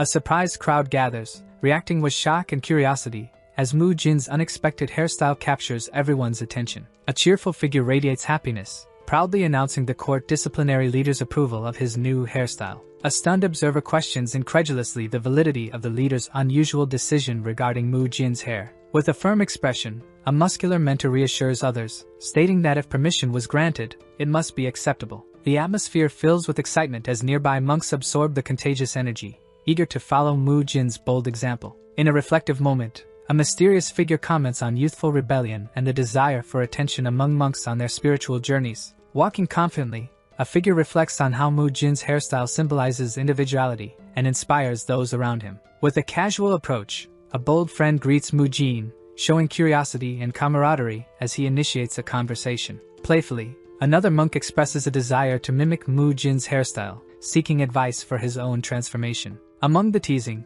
a contemplative colleague doubts his ability to achieve the same success, pondering the challenges ahead. Passionately, a heated discussion unfolds at the table as monks debate the implications of their hairstyles on their identities and beliefs. A determined monk passionately declares his commitment to Buddhism, emphasizing the significance of his choice without hesitation. In a moment of uncertainty, another monk reflects on his hairstyle options, eliciting laughter from his companion as he shares his indecision. Acknowledging his superior, the senior monk responds respectfully, reaffirming his loyalty and willingness to follow instructions. Tension rises as a powerful figure orders his disciples to capture someone, creating a sense of urgency in the atmosphere. Shocked and frightened, the young monk reacts vehemently, questioning his master's authority amid the chaos. Amid the confusion, a mischievous monk enthusiastically offers his services for an impromptu haircut, blending humor with confidence. A dedicated disciple diligently cares for an elderly monk, highlighting the seriousness of his frail health. Lines of effort radiate from the frail monk's body, illustrating the physical limits that challenge his treatment. The elderly monk, in a serene state, undergoes a phased treatment plan over several days. With meticulous care, the disciple attends to different parts of the monk's body each day, adopting a holistic healing approach. A text box reveals that Mu Jin's true identity defies the expectations of his role within the Shaolin Temple hierarchy. A disciple confidently announces his departure for training, brimming with enthusiasm and a desire for growth. Sitting calmly, the elderly monk reassures a companion about the care of Grand Master Hyun Guang amid a relaxed conversation. With determination, the disciple reflects on his daily obligations, balancing treatments with responsibilities in the Arhat Hall. In a leader's chamber, a statement conveys excitement about the increased budget for the Arhat Hall, suggesting future improvements. Excited, a disciple inquires about the possibility of new exercise equipment, showing enthusiasm for the changes. The instructor, with authority, explains that all physical training in the Arhat Hall will transition to new methods, reinforcing his leadership. An amused monk comments on a disciple's growing confidence, questioning his newly acquired boldness. Among attentive observers, the disciple's expression shifts to concern as he processes the implications of his methods being officially recognized. In a moment of realization, he wonders if this change means he will have to instruct others, revealing his apprehension about leadership. A figure of authority dismisses time constraints while emphasizing the disciple's responsibility to teach the equipment's usage. Surprised by the sudden request, the disciple offers his help willingly, receiving instructions with determination but visibly anxious. Imagining the future, he becomes excited about the benefits of the new equipment, feeling a wave of motivation for physical improvements. Suddenly, a realization hits him, expressed in a wide-eyed look of concern about the challenges to come. The disciple, dressed in an orange robe, questions the documentation of additional equipment, intrigued by the authority figure's response. With intense focus, the figure explains ideas for new equipment designed specifically for the elderly grandfather's use. Concern grows on the disciple's face as he questions the grandfather's physical condition and the suitability of strenuous exercises. With determination and reflection, the disciple considers a unique exercise tailored for the grandfather, pondering its potential benefits. A colorful illustration highlights the history of Pilates, emphasizing its origins and relevance in rehabilitation, connecting it to the present context. The figure of authority, thoughtful, rests his hand on his chin while firmly deciding on the budget's approval. With enthusiasm, the disciple prepares to jot down essential equipment, his brush poised firmly over the paper, waiting. A wave of uncertainty hits him as he furrows his brow and questions the feasibility of creating the equipment in modern times. An informative illustration details the types of Pilates equipment, clarifying their materials and the importance of each item. Determined, the disciple examines practical alternatives, seeking solutions to replicate the necessary materials for constructing the equipment. The instructor shows concern about the estimated material costs, pondering how budget constraints might hinder progress. After a meeting, Mu Jin appears reflective as he processes the information and concludes his conversation with Hyun Chung. Excited, the disciples surround Mu Jin, teasing him about his tardiness and calling him an adorable troublemaker. A curious disciple inquires about the other's baldness, prompting a moment of reflection before the conversation shifts. Mu Jin recalls his training under a monk, highlighting the valuable lessons learned and feeling a renewed urgency to continue. A disciple expresses feelings of suffocation while another tries to console him, showing concern in their expressions. Mu Yo greets appear with excitement, though a sense of uncertainty still lingers in the air. The conversation deepens, and Mu Yeo reflects on his training, connecting the effort to the monk's size. A sudden revelation strikes him upon discovering that someone is searching for him, sparking his curiosity and apprehension. The older monk appears restless, clasping his hands anxiously as he expresses uncertainty about the situation. A thoughtful monk contemplates an urgent dilemma, his furrowed brow revealing the weight of responsibility. A mischievous disciple teases about an unexpected situation, his bright face masking the seriousness of the moment. The instructor reflects with concern on the challenges of teaching a particularly forgetful student, his frustration visible in his posture. The same disciple, now animated and determined, prepares for a task, understanding the importance of preserving a revered technique. Suddenly, he is alerted by an unexpected sound suggesting a change in events around him. A cheerful monk smiles enthusiastically while calling out to a colleague, his face lit up with pure joy. An experienced monk chuckles softly, shaking his head in amusement as he appreciates the young monk's contagious positivity. And the curious and excited monk dives into a conversation about martial arts, demonstrating his enthusiasm with a bright smile. He reveals his secret to success, crediting a mentor for his guidance, his eyes shining with gratitude. The older monk's expression shifts to surprise and concern as he realizes the depth of the young monk's training influences. A figure in a yellow robe watches, visibly astonished, as a confident young man demonstrates a fighting technique with fervor. The experienced monk walks purposefully across a wooden walkway, reflecting on the unexpected talents of a former student. With determination evident in his gaze, the monk expresses his desire to find Mu Jin, inviting a companion to join him on the journey. A mischievous boy peeks out from behind an older monk, eagerly introducing himself, while the elder watches him with mild irritation. A figure in a yellow robe approaches an imposing figure, surprise written across their face as they question the unexpected visit of Haigul. Standing firm, he declares that he has urgent business with Grand Master Hyunguang and a young man. Mu Jin reacts with disbelief, questioning why anyone would have business with him, while his companions watch with curiosity. The scene shifts to Hyunguang's residence, where the question why me lingers in the air against the backdrop. A serious monk in a yellow robe stares straight ahead, his rigid expression reflecting a mix of tension and contemplation about the situation. With lightheartedness and discomfort, the young man greets Grand Master Hyunguang, while a cheerful child brings more life to the setting. The young man wonders why the monk is staring at him, feeling uneasy under the intensity of that gaze. A jovial elder warmly welcomes the visitor, though a note of curiosity about the unexpected visit remains evident. However, the wise elder reveals that he wishes to discuss matters concerning Mu Jin, suggesting a deeper connection between them. In a low tone, he shares his difficulties in teaching a child, expressing hope that Mu Jin's past help might provide some clarity. With camaraderie and concern, the young man shares his own struggles in mastering the basics, seeking Mu Jin's guidance in return. But Mu Jin becomes intrigued, questioning his grandfather's intentions with the child and the Shaolin Temple. With a confident smile, he recalls the friendly duels he shared with his childhood friend during their monk training days. Hearing the story, the energetic child enthusiastically confirms his understanding, seemingly oblivious to the playful nature of the question. The elder monk raises an incredulous eyebrow, contemplating the unusual idea of combining playfulness with serious training. A mix of confusion and surprise washes over the young man as he realizes the implications of the conversation about training. With that, the fight between Mu Jin and Mu Yeo was about to begin. Meanwhile, the other monks were watching the fight firsthand. Mu Jin asked his friend if he was prepared, and he confirmed. Even though it was a simulated fight, they would have a lot of fun with it. Changing scenes, it was explained to us about the Shaolin hand strikes, the martial art created by Dharma. There are rumors that he developed his techniques based on 5 animals: the dragon, tiger, leopard, snake, and finally the crane. That is one of the main martial arts of the temple, and thus they each have a certain level, as they are connected to patience and penance. The 5 Shaolin strikes tend to use energy in a different way. Despite that, they are quite similar to Taoism. However, this martial art is different from other arts, and despite that, the legacy of the 5 Shaolin hand strikes remains preserved. And Hai Hull is their only successor, with the duty of protecting that legacy. The old monk realized that this was the reason he was somewhat impatient. He truly wanted to know if the monk Mu Yeo would be suitable to use the 5 strikes, and seeing his strange and never-before-seen movements, that left a doubt in his mind. Hai Gul wondered if he had chosen the wrong disciple and thus would put an end to the legacy of the 5 strikes. Then they finally finished the simulated fight, and Mu Jin said that it had been quite fun after a long time. Hyunguang asked Hai Gul to take Mu Jin with him. Moreover, he also wanted Hai Hull to teach them about the 5 strikes, and he explained that he would entrust Mu Jin to him at that moment, which left them quite surprised. Hai Gul tried to explain that the 5 strikes were different from other arts, but Hyunguang asked him not to worry about that. With that, he called for Mu Jin, and he explained the importance of outward appearance to the boy.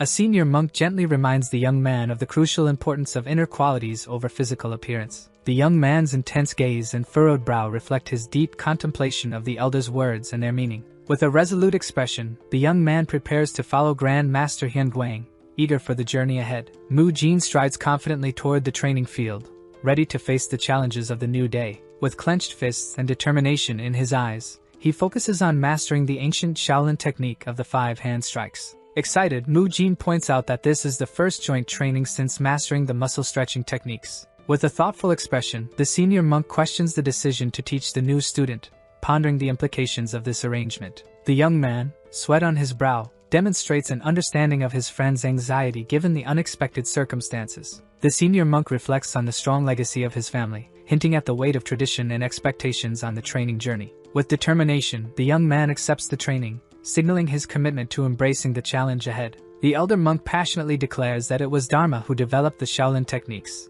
instructing Mu Jin to focus and learn. The instructor demonstrates the simplest and most accessible crane strike, as a bright-eyed crane nearby watches attentively. Biab Hyen positions himself confidently, ready to showcase his skills as the master assigns him to lead the demonstration. With enthusiasm, Biab Gang reveals he has received instructions from Master Haigul, asking Mu Jin to pay close attention. Explaining the fundamentals, Biab Gang emphasizes that the first step involves energetic breathing to channel inner strength. The instructor's intense gaze signals the start of a transformative practice, as words of focus and determination echo in the environment. With precision, the monk executes a fluid motion, embodying the essence of martial arts with incredible speed and grace. A close-up captures the monk's hands in action, articulating a powerful technique that radiates strength and concentration. In a dramatic stance, he extends his hands, channeling energy through his movements and affirming his mastery of the form. Wide-eyed with admiration, the observer expresses his realization, recognizing the importance of this martial path compared to traditional practices.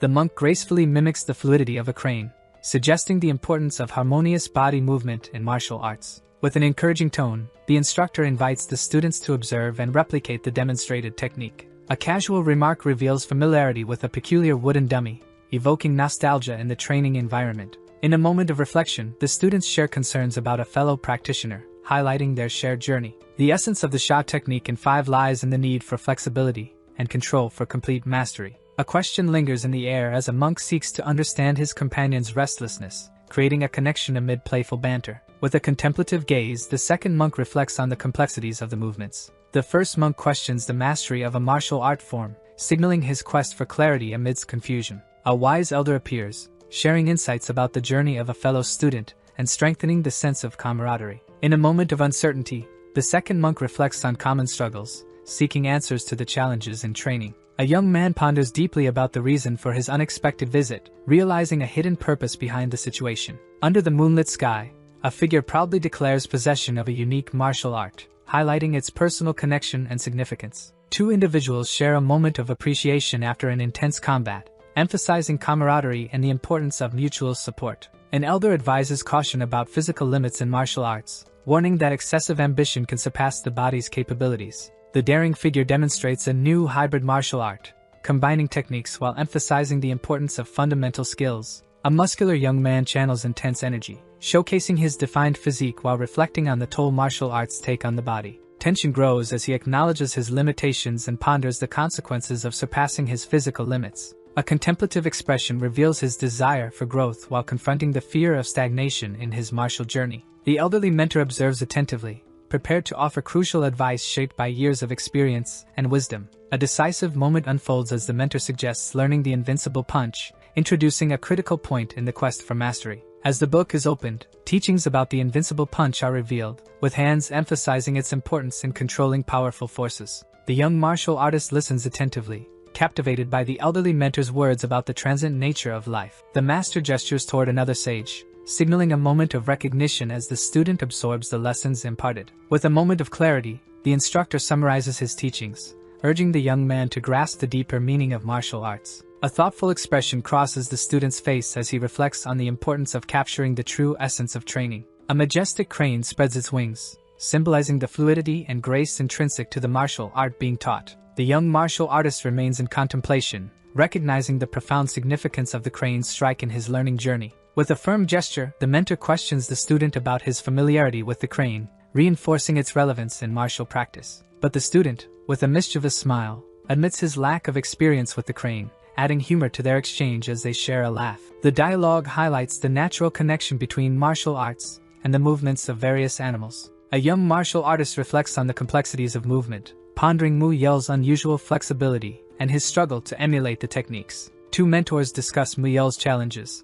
revealing their concern about his clumsy execution of martial forms. The student passionately clarifies his perspective, affirming the importance of understanding crane movements to master the crane strike. While a thoughtful practitioner draws on the ground, he illustrates the disconnection Mu Yel faces in trying to mimic a crane without proper knowledge. Tension rises as a student encourages another to reconsider the true source of the difficulty, emphasizing that the problem is not with the movement itself. The martial artist demonstrates graceful movements, illustrating the idea that nature inspires the crane's dance and martial arts. A student questions the essence of the movement, reflecting on the struggle to correctly imitate what is inherently natural. However, the mentors debate the effectiveness of their training methods, analyzing their approach to imparting knowledge to Mu Yel. One defends the idea of helping Mu Yel develop a deeper understanding of his physical capabilities rather than focusing solely on techniques. The dialogue concludes with a mentor asserting that Mu Yel's true learning lies in moving instinctively rather than rigidly following forms or manuals. A young monk enthusiastically discusses Mu Yel's potential to master the crane's movements independently,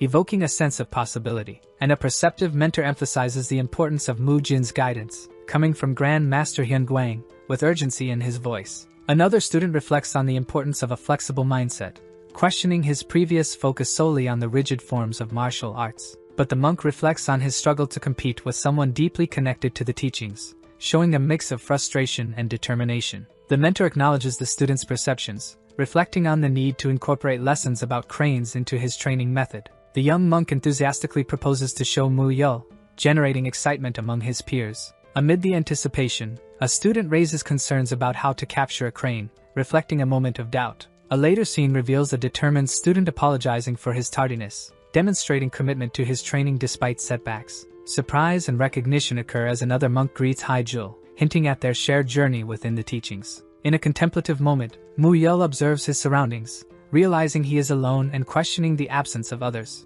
Anxiously, Mu Yel calls out to his peers, asking if this is not a day for training. A playful monk confronts Mu Yel with an intriguing object, testing his knowledge while keeping him in suspense. Peering cautiously from behind a wall, Mu Yel expresses curiosity about the mysterious object, fascinated by its peculiar warning. Excitement grows as a group of monks reveals a crane with a determined tone, their admiration resonating with contagious enthusiasm. Another monk begins to explain a unique Shaolin technique, emphasizing its connection to training and heritage. The monks energetically demonstrate the crane's movements, their synchronized steps reflecting training and precision. Mu Jin addresses another monk, signaling that today's focus will indeed be on training. The confusion dissipates with camaraderie, and two monks express urgency as they call for Mu Jin, tension visible in their gestures as they approach. The atmosphere becomes tense as two monks anxiously shout Mu Jin's name, their expressions suggesting growing concern. An enthusiastic monk points out something remarkable, his eyes shining with fascination despite the uncertainty of others. Three monks proudly demonstrate the crane strike,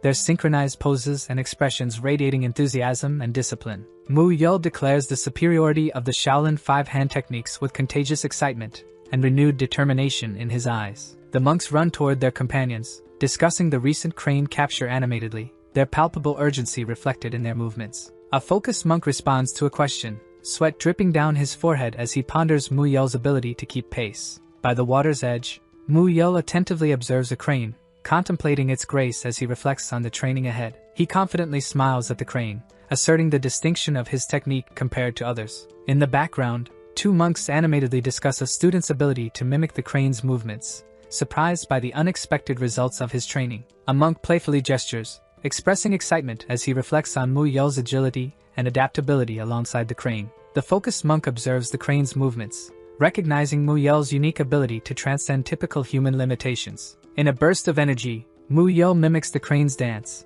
displaying fluidity and elegance as he connects with its movements. Mu Yel raises his arm, indicating his enthusiasm for the discussion, while his mentor watches thoughtfully. The master gently guides Mu Yel, advising him to adjust his posture to improve technique, incorporating patience and wisdom. With a confident smile, A monk emphasizes the importance of fluid movement, highlighting its connection to traditional training methods. Mu Yul smiles, acknowledging the unique touch of Shaolin techniques, inspired by the freedom of expression in martial arts. With determination shining in his eyes, he enthusiastically commits to following the teachings, ready to embrace the journey ahead. With a serious expression, he stands beside another, exchanging a meaningful glance, while a third monk observes them with a friendly attitude. The young man, dressed in orange, displays a confident posture, expressing his intentions with an animated smile, initiating a conversation with a mentor. The smiling monk reassures the departing student, suggesting his journey is reaching a natural conclusion, filled with guidance and encouragement. The young man moves forward,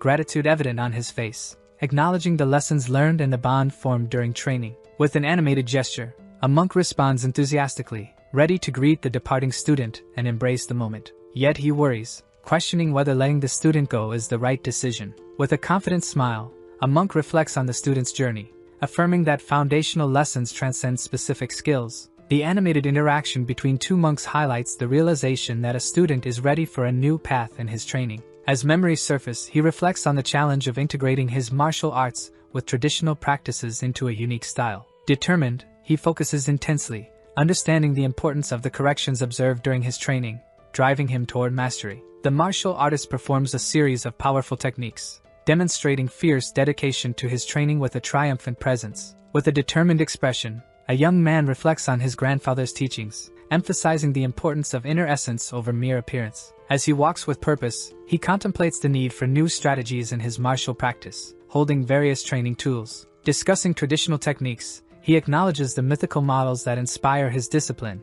connecting them to his own journey. Recognizing the challenges faced by others, he resolves to focus exclusively on his own path, setting aside external concerns. A martial artist dressed in yellow prepares to leave with determination, instructing his companion on the next steps. A moment of surprise occurs when two characters stare at each other, one displaying a mix of disbelief and curiosity about the unfolding events. In the dimly lit space, a young man reflects on his grandfather's prediction, contemplating the weight of the expectations placed upon him. Surrounded by wise figures, a martial artist recognizes the profound understanding of his mentor's intentions, pondering their deep meaning. Under the night sky, a group is mesmerized, whispering admiration for the remarkable presence of a legendary figure. Sitting at the table, he reflects on his grandfather's treatment, surrounded by books and a sense of urgency. With clenched fists, he wrestles with the possible consequences of a decision weighing heavily on his mind. With determination in his eyes, he concludes that special actions must be taken, marking a decisive point in his journey.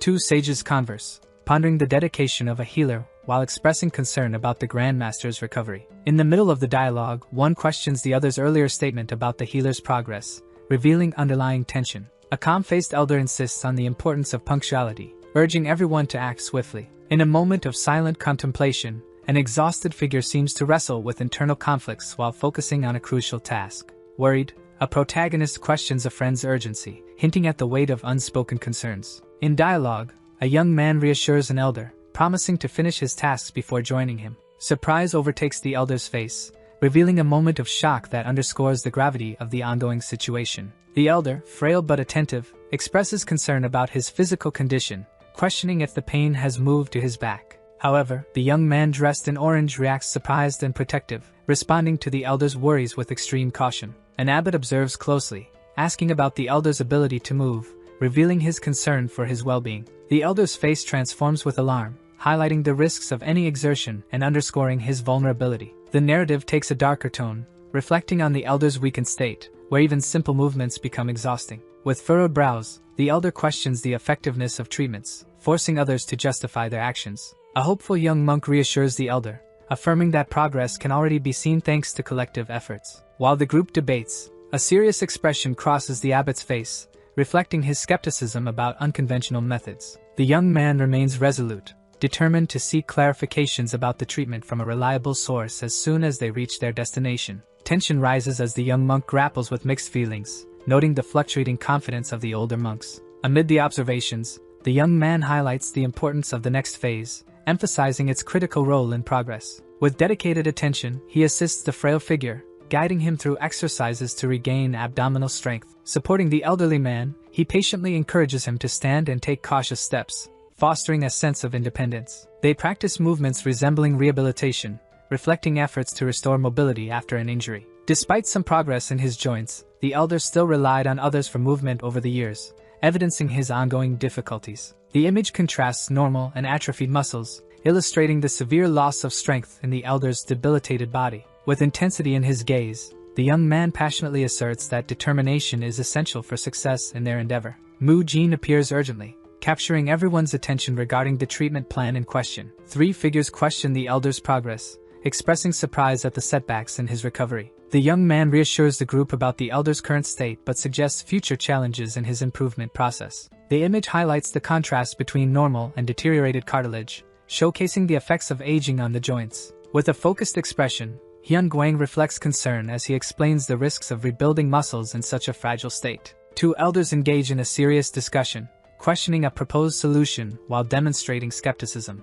The young man encourages open dialogue, recognizing the progress made and reinforcing continued confidence in their efforts. With a determined look, he emphasizes the importance of sharing potential solutions without hesitation or doubt. His furrowed brow conveys urgency as he insists that the elder should consume meat. Mu Jin firmly advocates for the idea of consuming meat, while hooded figures listen attentively. Three elders exchange skeptical glances, debating the relevance of meat consumption for muscle growth in the present day. Thoughtfully posed, an individual mentions research arguing that vegetables and exercise can meet nutritional needs. A diagram illustrates the differences between plant and animal proteins, highlighting unique benefits for the human body. An elder with a weary posture reflects on the need for nutrient-rich meat-based proteins due to his advanced age. The austere figure firmly asserts the prestige of the Shaolin Temple, declaring that the consumption of meat is forbidden within its sacred walls. Two robust monks express indignation, their faces contorted with anger, as they challenge any mention of meat in the temple. The young man, anxious and overwhelmed, holds his head in despair as he realizes the repercussions of the debate over meat. The elder emphatically questions muscle growth, challenging the young man's beliefs about the necessity of meat for physical strength. He hesitates, his brow furrowed in confusion as he stammers about past actions related to meat consumption. Frustration dominates his expression as he grapples with the implications of his dietary choices amid growing tension. With determination in his posture, he expresses the urgency of his situation, seeking understanding while standing his ground. A monk listens intently, his expression showing concern as the debate delves into the complexities of dietary restrictions. The young man questions whether the prescribed penance harms the body, challenging core Buddhist beliefs. But a man with an austere expression recalls a painful past as he pleads for wisdom from a figure in a portrait. Frustration strengthens his voice as he questions the morality of actions that contradict a fundamental ethical principle. A close-up reveals a face contorted with anger, highlighting the intensity of his internal emotional turmoil. A monk's eyes widen in shock as a powerful figure confronts him,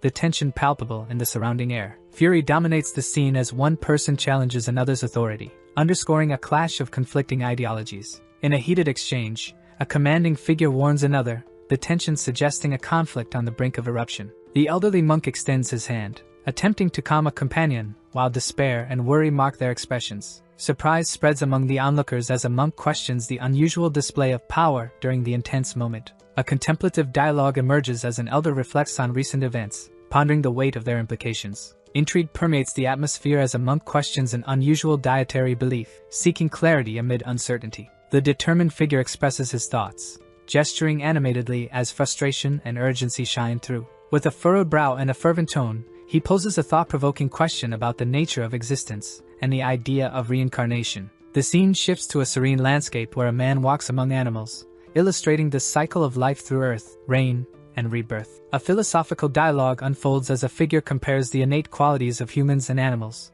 exploring the essence of life and morality. With a passionate demeanor, the same monk emphasizes the interconnectedness of life, suggesting that humans and animals share a common destiny. A solemn figure with a long beard and thoughtful expression sighs deeply, contemplating the gravity of the moment. Two imposing figures stand behind another, their stoic expressions contrasting with the tension present in the unfolding dialogue. With a decisive tone, a wise elder articulates the importance of tradition while acknowledging the challenges posed by evidence-based beliefs. A young man, his eyes wide with urgency, raises his hand to intervene, his passion evident as he challenges prevailing wisdom. The elder, with a resolute posture, raises his hand in a gesture of authority, emphasizing the sacred obligation to honor the past. A wise leader adorned with a long beard listens attentively, his expression suggesting a critical decision about to be made. Two authoritative figures engage in a heated discussion as one proposes a drastic change to the temple's sacred laws. Caught off guard, a young man reacts with disbelief, expressing his shock at the implications of the proposed change.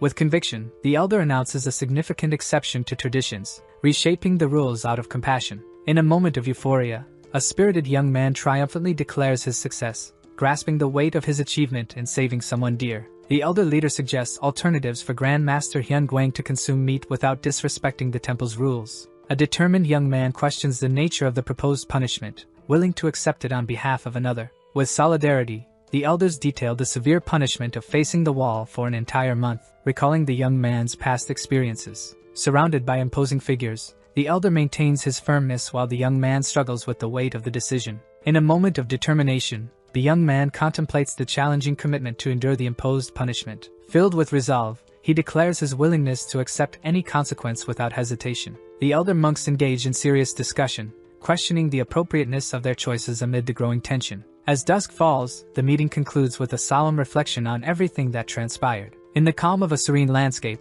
the scene shifts to the quarters of Grand Master Hyun Guang, where events continue to unfold. With determination in his eyes, a monk expresses his readiness to risk everything for the temple's future. A contemplative figure reflects on the consequences of strictly following the rules, pondering the temple's long history. Another elder voices his concerns about assuming leadership despite his injuries, demonstrating deep respect for tradition. With a heavy heart, he admits the temple's decline and takes responsibility for the loss of its greatness. A wise elder acknowledges the complexity of change, affirming that not all transformations bring positive results. Firm in his stance, he expresses hope that Mu Jin, the chosen successor, will bring beneficial advancements to the temple's future. The elder reiterates his desire to maintain confidence in Mu Jin, emphasizing his faith in future leadership. The abbot invites Mu Jin to the hall, marking a moment of welcome and anticipation. An observer reflects on Hyun Guang's instinctive reaction to Mu Jin's arrival with food, suggesting a deeper significance. The focus shifts to the bountiful meal, where the meat symbolizes abundance and change. Surprised by the rare ingredient in the porridge, Hyun Guang reveals how long it has been since he tasted such sustenance, highlighting the weight of tradition. Hyun Guang's acceptance of his fate is evident as he contemplates the path ahead with a solemn expression. After a heartfelt prayer, the elder feels the significant impact of tasting meat for the first time, symbolizing a pivotal moment. Mu Jin diligently guides Biob Gang through the treatment process, representing commitment and trust in healing. Biob Gang successfully absorbs Mu Jin's teachings, demonstrating his dedication to mastering the skills necessary for sustenance. The elder begins to show signs of recovery, revealing the transformative impact of both the treatment and the new food on his health. Mu Jin prepares to face the punishment of the wall, breathing heavily in anticipation of the task ahead. With a reluctant expression, he confronts the harsh reality of returning to a place he hoped to avoid. As he observes the cave, Mu Jin reflects on his past experiences there, feeling the weight of time on his shoulders. He contemplates a carefree life of training and adventures, longing for the simplicity he once knew. As he prepares to enter, surprise overtakes him as the elder appears unexpectedly, raising questions about their shared path. Mu Jin kneels on the ground, his eyes wide with disbelief, as a serious discussion unfolds around him. With a serene expression, the elder announces his willingness to share Mu Jin's punishment, evoking respect and surprise. Mu Jin looks at the elder, questioning the unusual decision to accompany him in the punishment. Determined yet anxious, he reflects on the gravity of his choices and the consequences awaiting him. In a moment of clarity, Mu Jin recognizes the depth of the connection between them, feeling both admiration and apprehension. Furrowing his brow, Mu Jin ponders the elder's enigmatic words about the essence of existence and the emptiness of the body. He listens intently, his eyes narrowed, absorbing the elder's philosophical stance with a hint of skepticism. A spark of realization ignites as Mu Jin understands the unexpected permissibility of reciting Buddhist scriptures. His focus sharpens as he contemplates the meaning of the scriptures he is still learning. Surrounded by ancient texts and worn inscriptions, Mu Jin reflects on his journey and the knowledge he still seeks. He mentally revisits the martial arts steps he learned, imagining the books before him revealing the essence of his training. Observing Hyun Chun reciting with intensity, Mu Jin furrows his brow, intrigued by the movements he visualizes. Sweat drips down Mu Jin's face as he processes every detail of his training in a mental whirlwind. Impatience overtakes him as he wrestles with himself, yearning to transform imagined movements into reality. With a worried expression, Mu Jin questions his ability to rise from where he sits. The elder, his face marked by concentration, remains absorbed in his chanting, radiating silent wisdom. Mu Jin reflects on the rhythm of the chants, seeking to understand if there is an intention guiding his thoughts and movements. Resolute, he declares his willingness to risk everything, feeling he has nothing to lose. Calmly, the elder hints at elusive visions as Mu Jin struggles to capture the fragmented images in his mind. With a confident smile, Mu Jin notices the motionless state of his companion, perceiving him as both a specter and a dream. Determined, he visualizes the perfect execution of the chain punch, ready to transform intention into action. Completing the movement, Mu Jin unleashes an explosive spinning punch, his face marked by the intensity of the moment. Breathing heavily, he realizes how following the rhythm of the chants made his movements more fluid and instinctive. Mu Jin questions the elder's repetitive chanting, once again sensing an illusion between a specter and a dream. With renewed determination, he announces his intention to try again, eager to master the intricate movements. The elder strategically coughs, signaling a subtle error in Mu Jin's technique that requires correction. Seeking calm, Mu Jin adopts softer chants, attempting to find rhythm and connection in his movements. Scattered scriptures suggest that their practice reveals profound truths in fleeting moments. With confidence, Mu Jin performs a flawless sequence, illuminated by vibrant indicators of his success. Feeling an unsettling weight, Mu Jin stares into the void, questioning the unresolved reasons for his rigorous training. The elder's contemplative expression reveals a deep burden, hinting at sacrifices made in pursuit of mastery. With a worried demeanor, Mu Jin struggles with guilt, pondering the impact of his training on his shared journey. In a powerful gesture, he delivers a high kick, channeling all the energy and effort accumulated in this moment. A shadowy figure emerges, cautiously peeking from behind a rocky formation as tension hangs in the air. The determined figure steps forward, dressed in orange and wearing a subtle smile, carrying a bag full of provisions. With a gesture of generosity, he carefully places grain dumplings and refreshing water on the ground, inviting others to share. Two figures stand side by side, their expressions revealing interest and camaraderie as they attentively observe their surroundings. Relieved, one of the characters reflects on the scare of almost being caught, while an elder beside him listens attentively, radiating wisdom. A young man's eyes widen as he realizes he understands the abbot's cunning, his apprehension illuminated by a desperate expression. He kneels, clutching the ground, and his frustration becomes palpable as he longs for freedom. The elder observes, recognizing the young man's discomfort, and conveying a shared understanding of their limitations. A playful exchange occurs as he interacts with a small creature, balancing his seriousness with lightheartedness, reflecting on his needs. With urgency, a figure expresses concern for another's well-being, highlighting the weight of responsibilities and relationships. The wise figure sits in contemplation, holding a small item, recognizing a profound change within himself. A physical contrast is illustrated, showing a previously frail body now transformed with renewed muscles, symbolizing growth. He moves with confidence, reflecting independence even when separated from his supportive companion. A sense of duty arises as a protagonist prepares for a meal, revealing the practical concerns of his daily life. A silent exchange occurs between two figures, the elder observing closely while the younger remains focused, suggesting unspoken communication. A solitary figure sits quietly, his expression pensive as he gazes ahead, while a sense of anticipation grows. Emotions surface as he reflects passionately, recognizing the changes around him and his role in this transformation. In a moment of realization, the elder figure considers the profound traditions to which he feels bound, burdened by personal responsibility. A conflicted mindset arises as he contemplates the motivations behind another's self-criticism, echoing his own struggles. With newfound clarity, he connects deeply with another's journey, understanding that their paths are intertwined in a meaningful way. A solitary figure stands with a heavy heart, reflecting on the consequences of past choices as the scenery stretches behind him. Surrounded by wise elders, he listens as they emphasize the importance of intentions over mere appearances, a lesson deeply rooted in their teachings. With a sense of vulnerability, he acknowledges his own limitations, once relying entirely on the support of others to face hardships. In a moment of introspection, he questions the sacrifices made in the name of tradition, feeling the weight of collective suffering experienced by his community. Recalling a moment of defeat, he reflects on his loss of strength and identity, feeling crushed by the burdens imposed by fate and conflict. A battered, bloody figure reassures worried friends, attempting to hide the deep pain and vulnerability he feels. Haunted by his inner turmoil, he erupts in anguish, breaking the illusion of strength he once upheld. Reflecting in solitude, he ponders his mastery of martial arts and sacred texts,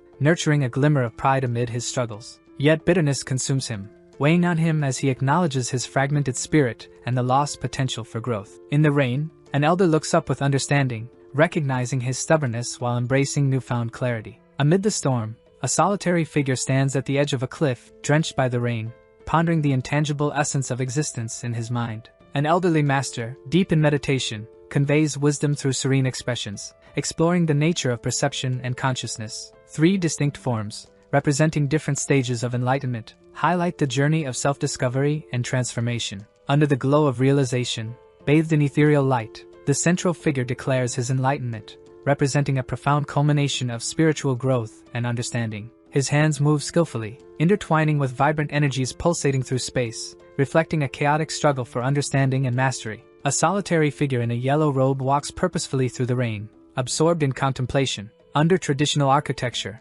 an elder with wide eyes processes an unexpected surge of energy, signaling a moment of deep understanding. A sudden explosion of water erupts violently, marking a critical shift in the atmosphere and drawing attention to the unfolding events. The elder quickly adopts a combat stance, grappling with the unknown energy that disrupts the serene surroundings. Meanwhile, a mysterious glow emanates from the edge of a cliff, hinting at powerful forces awaiting discovery, capturing the observer's imagination. A figure in a yellow robe executes a powerful movement, releasing energy that ripples through the rain-saturated air. The elder's face contorts in shock, beads of sweat reflecting a moment of panic and realization as he confronts the turbulence. He looks up, overwhelmed by the radiant explosion of energy emerging from the mountain, disbelief etched on his face. Surrounded by a blinding light, he enters a meditative state, drawing strength from the energy enveloping him. The spectators react with awe and fear as a lightning strike illuminates the sky, emphasizing the chaotic energy above. A monk, visibly stunned, points out that the rain has ceased, while another excitedly gestures toward the radiant light above.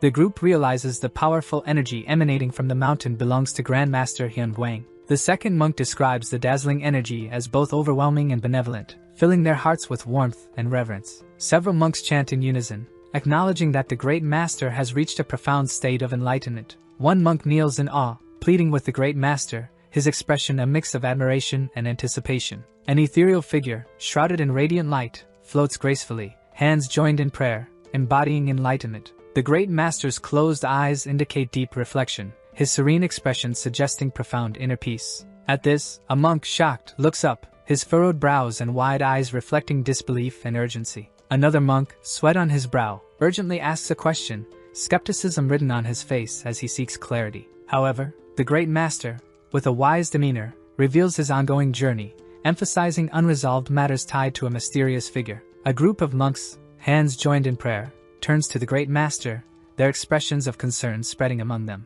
The visibly anxious monk hesitates, as he reveals he has been waiting for the abbot's return for 18 days. A figure with piercing red eyes expresses clear discontent, their intensity signaling an underlying conflict brewing beneath the surface. The authoritarian leader stands rigidly, his palpable anger commanding the attention of his followers. In the distance, a monk runs toward a cave, driven by a sense of urgency as shadows close in. The monk in yellow, visibly distressed, urgently identifies the abbot, while another stands hesitantly, anticipation evident in his posture. The elderly monk, with a solemn expression, observes the 10 days of punishment remaining, his face a mix of worry and authority. Yet the stern leader, with a firm gaze, boldly announces an order for both to return, emphasizing the gravity of the situation. A younger monk questions the authority of the punishment, assertively challenging the obstacles in his path. Beads of sweat form on faces as an urgent decree from the great master heightens the tension, leaving everyone in shock and disbelief. A stunned monk stammers about the end of the punishment, looking at another seated figure, expressing disbelief at the order. A distant call resonates as a figure in the sky mocks someone questioning the current situation, their laughter echoing. The elderly monk, with a wise smile, reassures another, explaining his food choice in a light tone, highlighting its benefits. However, the initially stern monk raises a question, probing the motivations behind the rules and evaluating the idea of physical strength for spiritual purposes. 3 monks approach, and one, hesitant, voices disapproval of the food, while the laughter continues weaving through the dialogue. The anxious monk contemplates the implications of being locked away, his sweaty brow reflecting his worry. As the door opens, a companion enthusiastically announces Mu Jin's arrival, inviting both him and the abbot inside. Concerned, he expresses relief, noting his perceived urgency, and gestures toward the abbot, who appears confused. The group prepares to enter, and a monk casually wonders about the positive atmosphere seemingly surrounding them. Suddenly, both the abbot and a young monk react alarmed, caught off guard by an unexpected and disconcerting smell. A jovial figure delights in the abundance of food before him, exclaiming his joy for such earthly pleasures. An elderly monk nods in understanding, gesturing to the meal while another observes with cautious skepticism. The young monk is shocked, recognizing the figure behind him, his voice filled with disbelief and confusion. In a moment of panic, he raises his hands to his head, questioning the surreal scene unfolding around him. With confidence, the elder proclaims his intentions, smiling as he reassures others with a positive gesture. A perplexed monk turns to his companion, expressing confusion about the unexpected presence of the head of the disciplinary court. The elderly master gestures proudly, showcasing his impressive physique while casually addressing the effects of his recent activities. With a wise smile, the master explains the actions of two monks, reassuring everyone with his careful reasoning. A conversation begins as one monk expresses a desire to leave, while another observes, surprised and concerned by his departure. In a moment of sincere reflection, the younger monk narrates the turmoil of a monk torn between spiritual aspirations and earthly desires. An enthusiastic monk smiles as he shares that he has brought the requested equipment, sparking excitement in the conversation. With determination in his voice, the monk confirms the new strength training opportunity, providing a sense of purpose and direction. A group of monks engages in strength training, highlighting the unexpected evolution of traditions within the temple environment. The monk expresses his intention to teach others how to use the new equipment, confidently revealing his leadership plans. Reflecting on past experiences, another monk finds joy in physical labor, emphasizing the connection between effort and personal growth. A young monk questions how to use the new equipment, furrowing his brow, revealing his curiosity and desire to learn. Another monk, arms crossed and serious, wonders about the whereabouts of his friend. His companion emphasizes that Mu Kyung is not with them, exchanging a light-hearted joke. He jokes about another's recent difficulties, illustrating the playful exchanges within the group. With enthusiasm, a monk engages with a colleague, suggesting the possibility of innovative training and collaboration using the new equipment. In a moment of clarity, a simple wheel is identified as a rubber tire,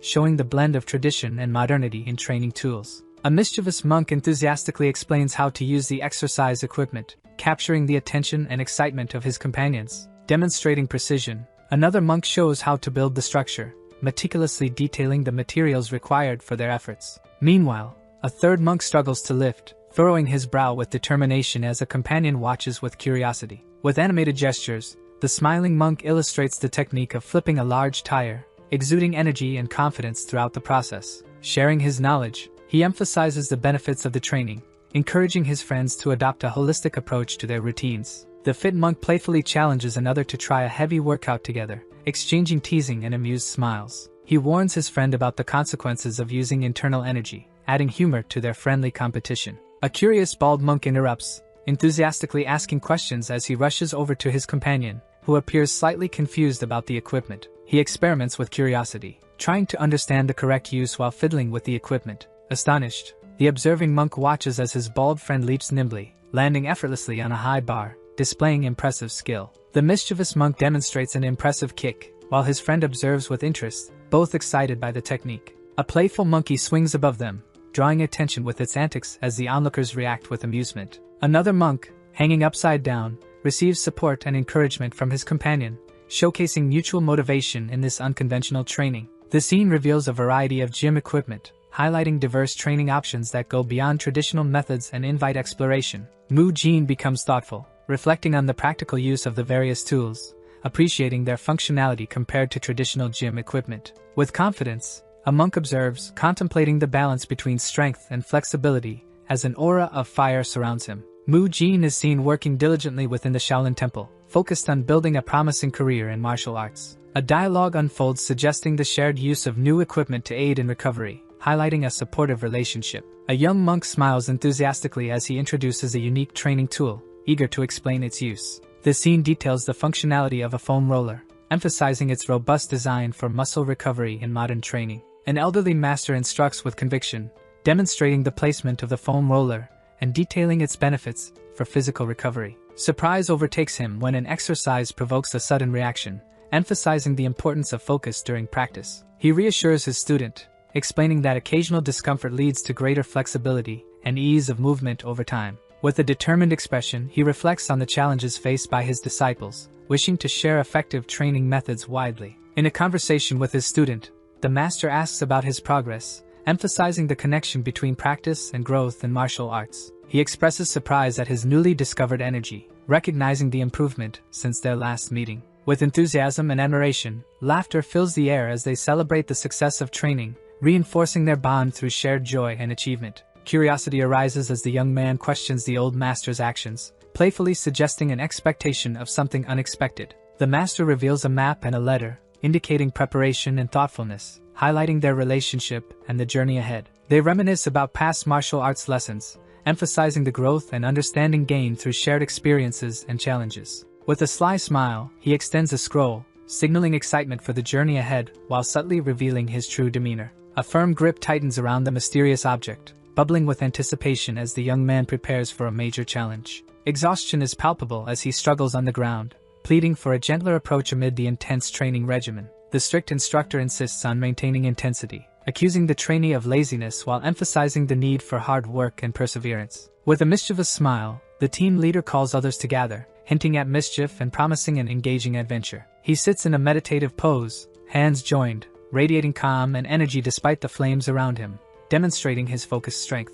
With determined steps, he runs toward the next training destination, his expression reflecting a mix of anxiety and uncertainty about the journey ahead. As he catches his breath, a cloud of apprehension hangs over him, suggesting deeper concerns about the intense training awaiting him. Standing before the grand doors, he ponders the nature of the enigmatic leader he is about to meet, curiosity etched on his face. Amid the pulsating energy of training, the instructor roars at the unyielding group, urging them to summon their inner strength with urgency. He smiles menacingly, his eyes gleaming intensely as he threatens to surpass everyone around him. Surrounded by a fierce group of challengers, he stands firm, ready to face the relentless advance with unwavering resolve. In an agile move, he skillfully dodges, exchanging mischievous smiles with an opponent as they compete fiercely. With a powerful strike, he demonstrates his skill, delivering a decisive blow as his opponent watches in shock. Leaping into the air, he challenges his adversary, urging them to show greater creativity and innovation in their movements. Launching forward,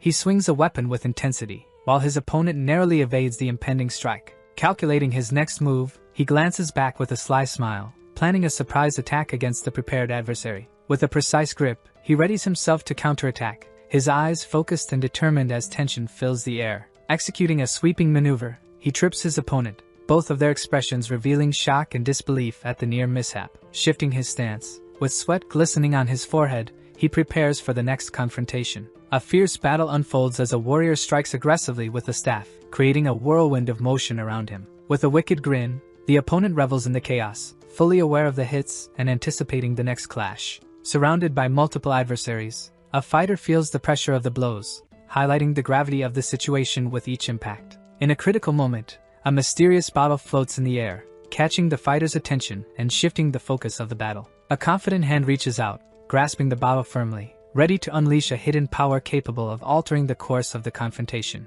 A determined fighter stands atop a mound of defeated opponents, humorously reflecting on a drastic culinary decision with a disturbing laugh. With a smile, he channels energy through his fingers, ready to unleash the formidable technique known as 18 Dharma strikes. Suddenly, a miscalculation occurs, and an explosion of energy erupts from his foot, causing chaos and catching everyone by surprise. Executing an evasive maneuver, he gracefully dodges an impending attack, his movements fluid and precise, showcasing his skill under pressure. With fierce intensity, he charges forward, his posture ready for action, reflecting determination and excitement as he embraces the thrill of battle. A powerful shockwave bursts from his body, causing awe and surprise, catching two fighters in its path. With a calm yet mocking demeanor, a warrior criticizes another for losing control, delivering a playful threat. The tension shifts as a protagonist announces the arrival of Mu Jin, holding a letter that sparks anticipation in the group. In a formal greeting, Mu Jin introduces himself as a third-class disciple, demonstrating respect despite the circumstances. With an exaggerated expression and puffed cheeks,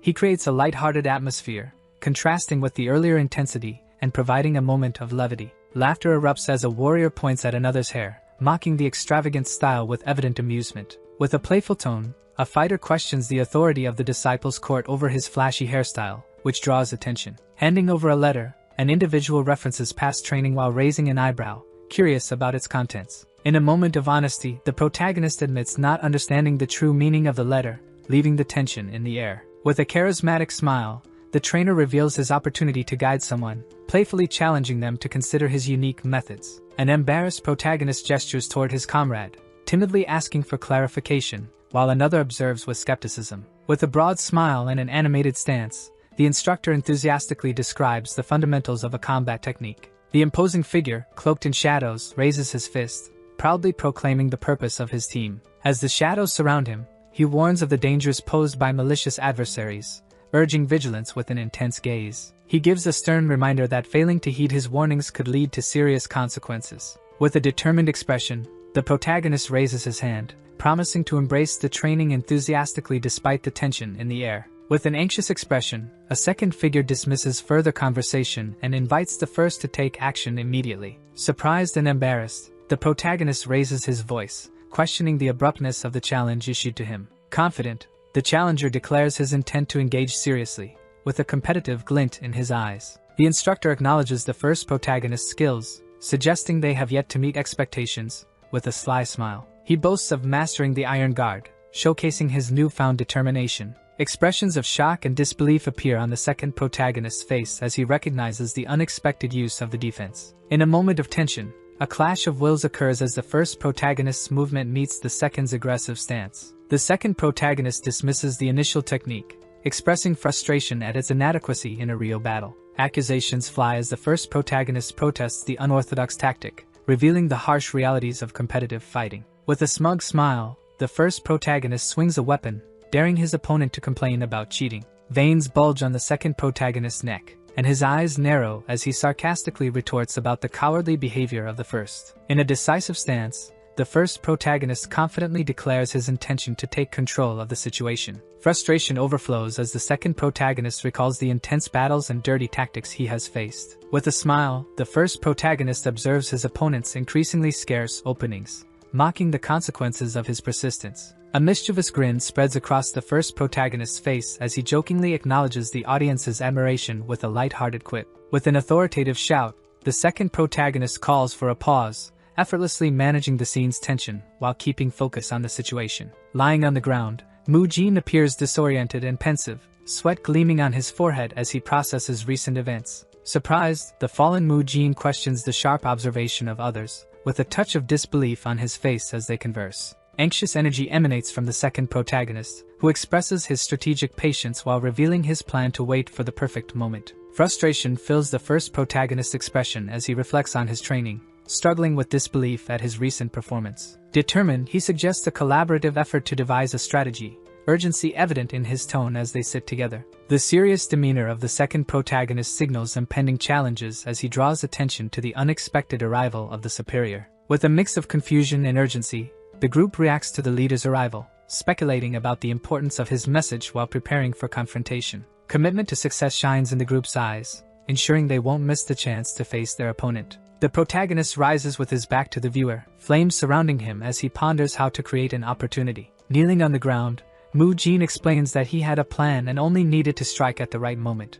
Our video ends here. If you enjoyed it, please like and subscribe to the channel. Until next time, bye bye.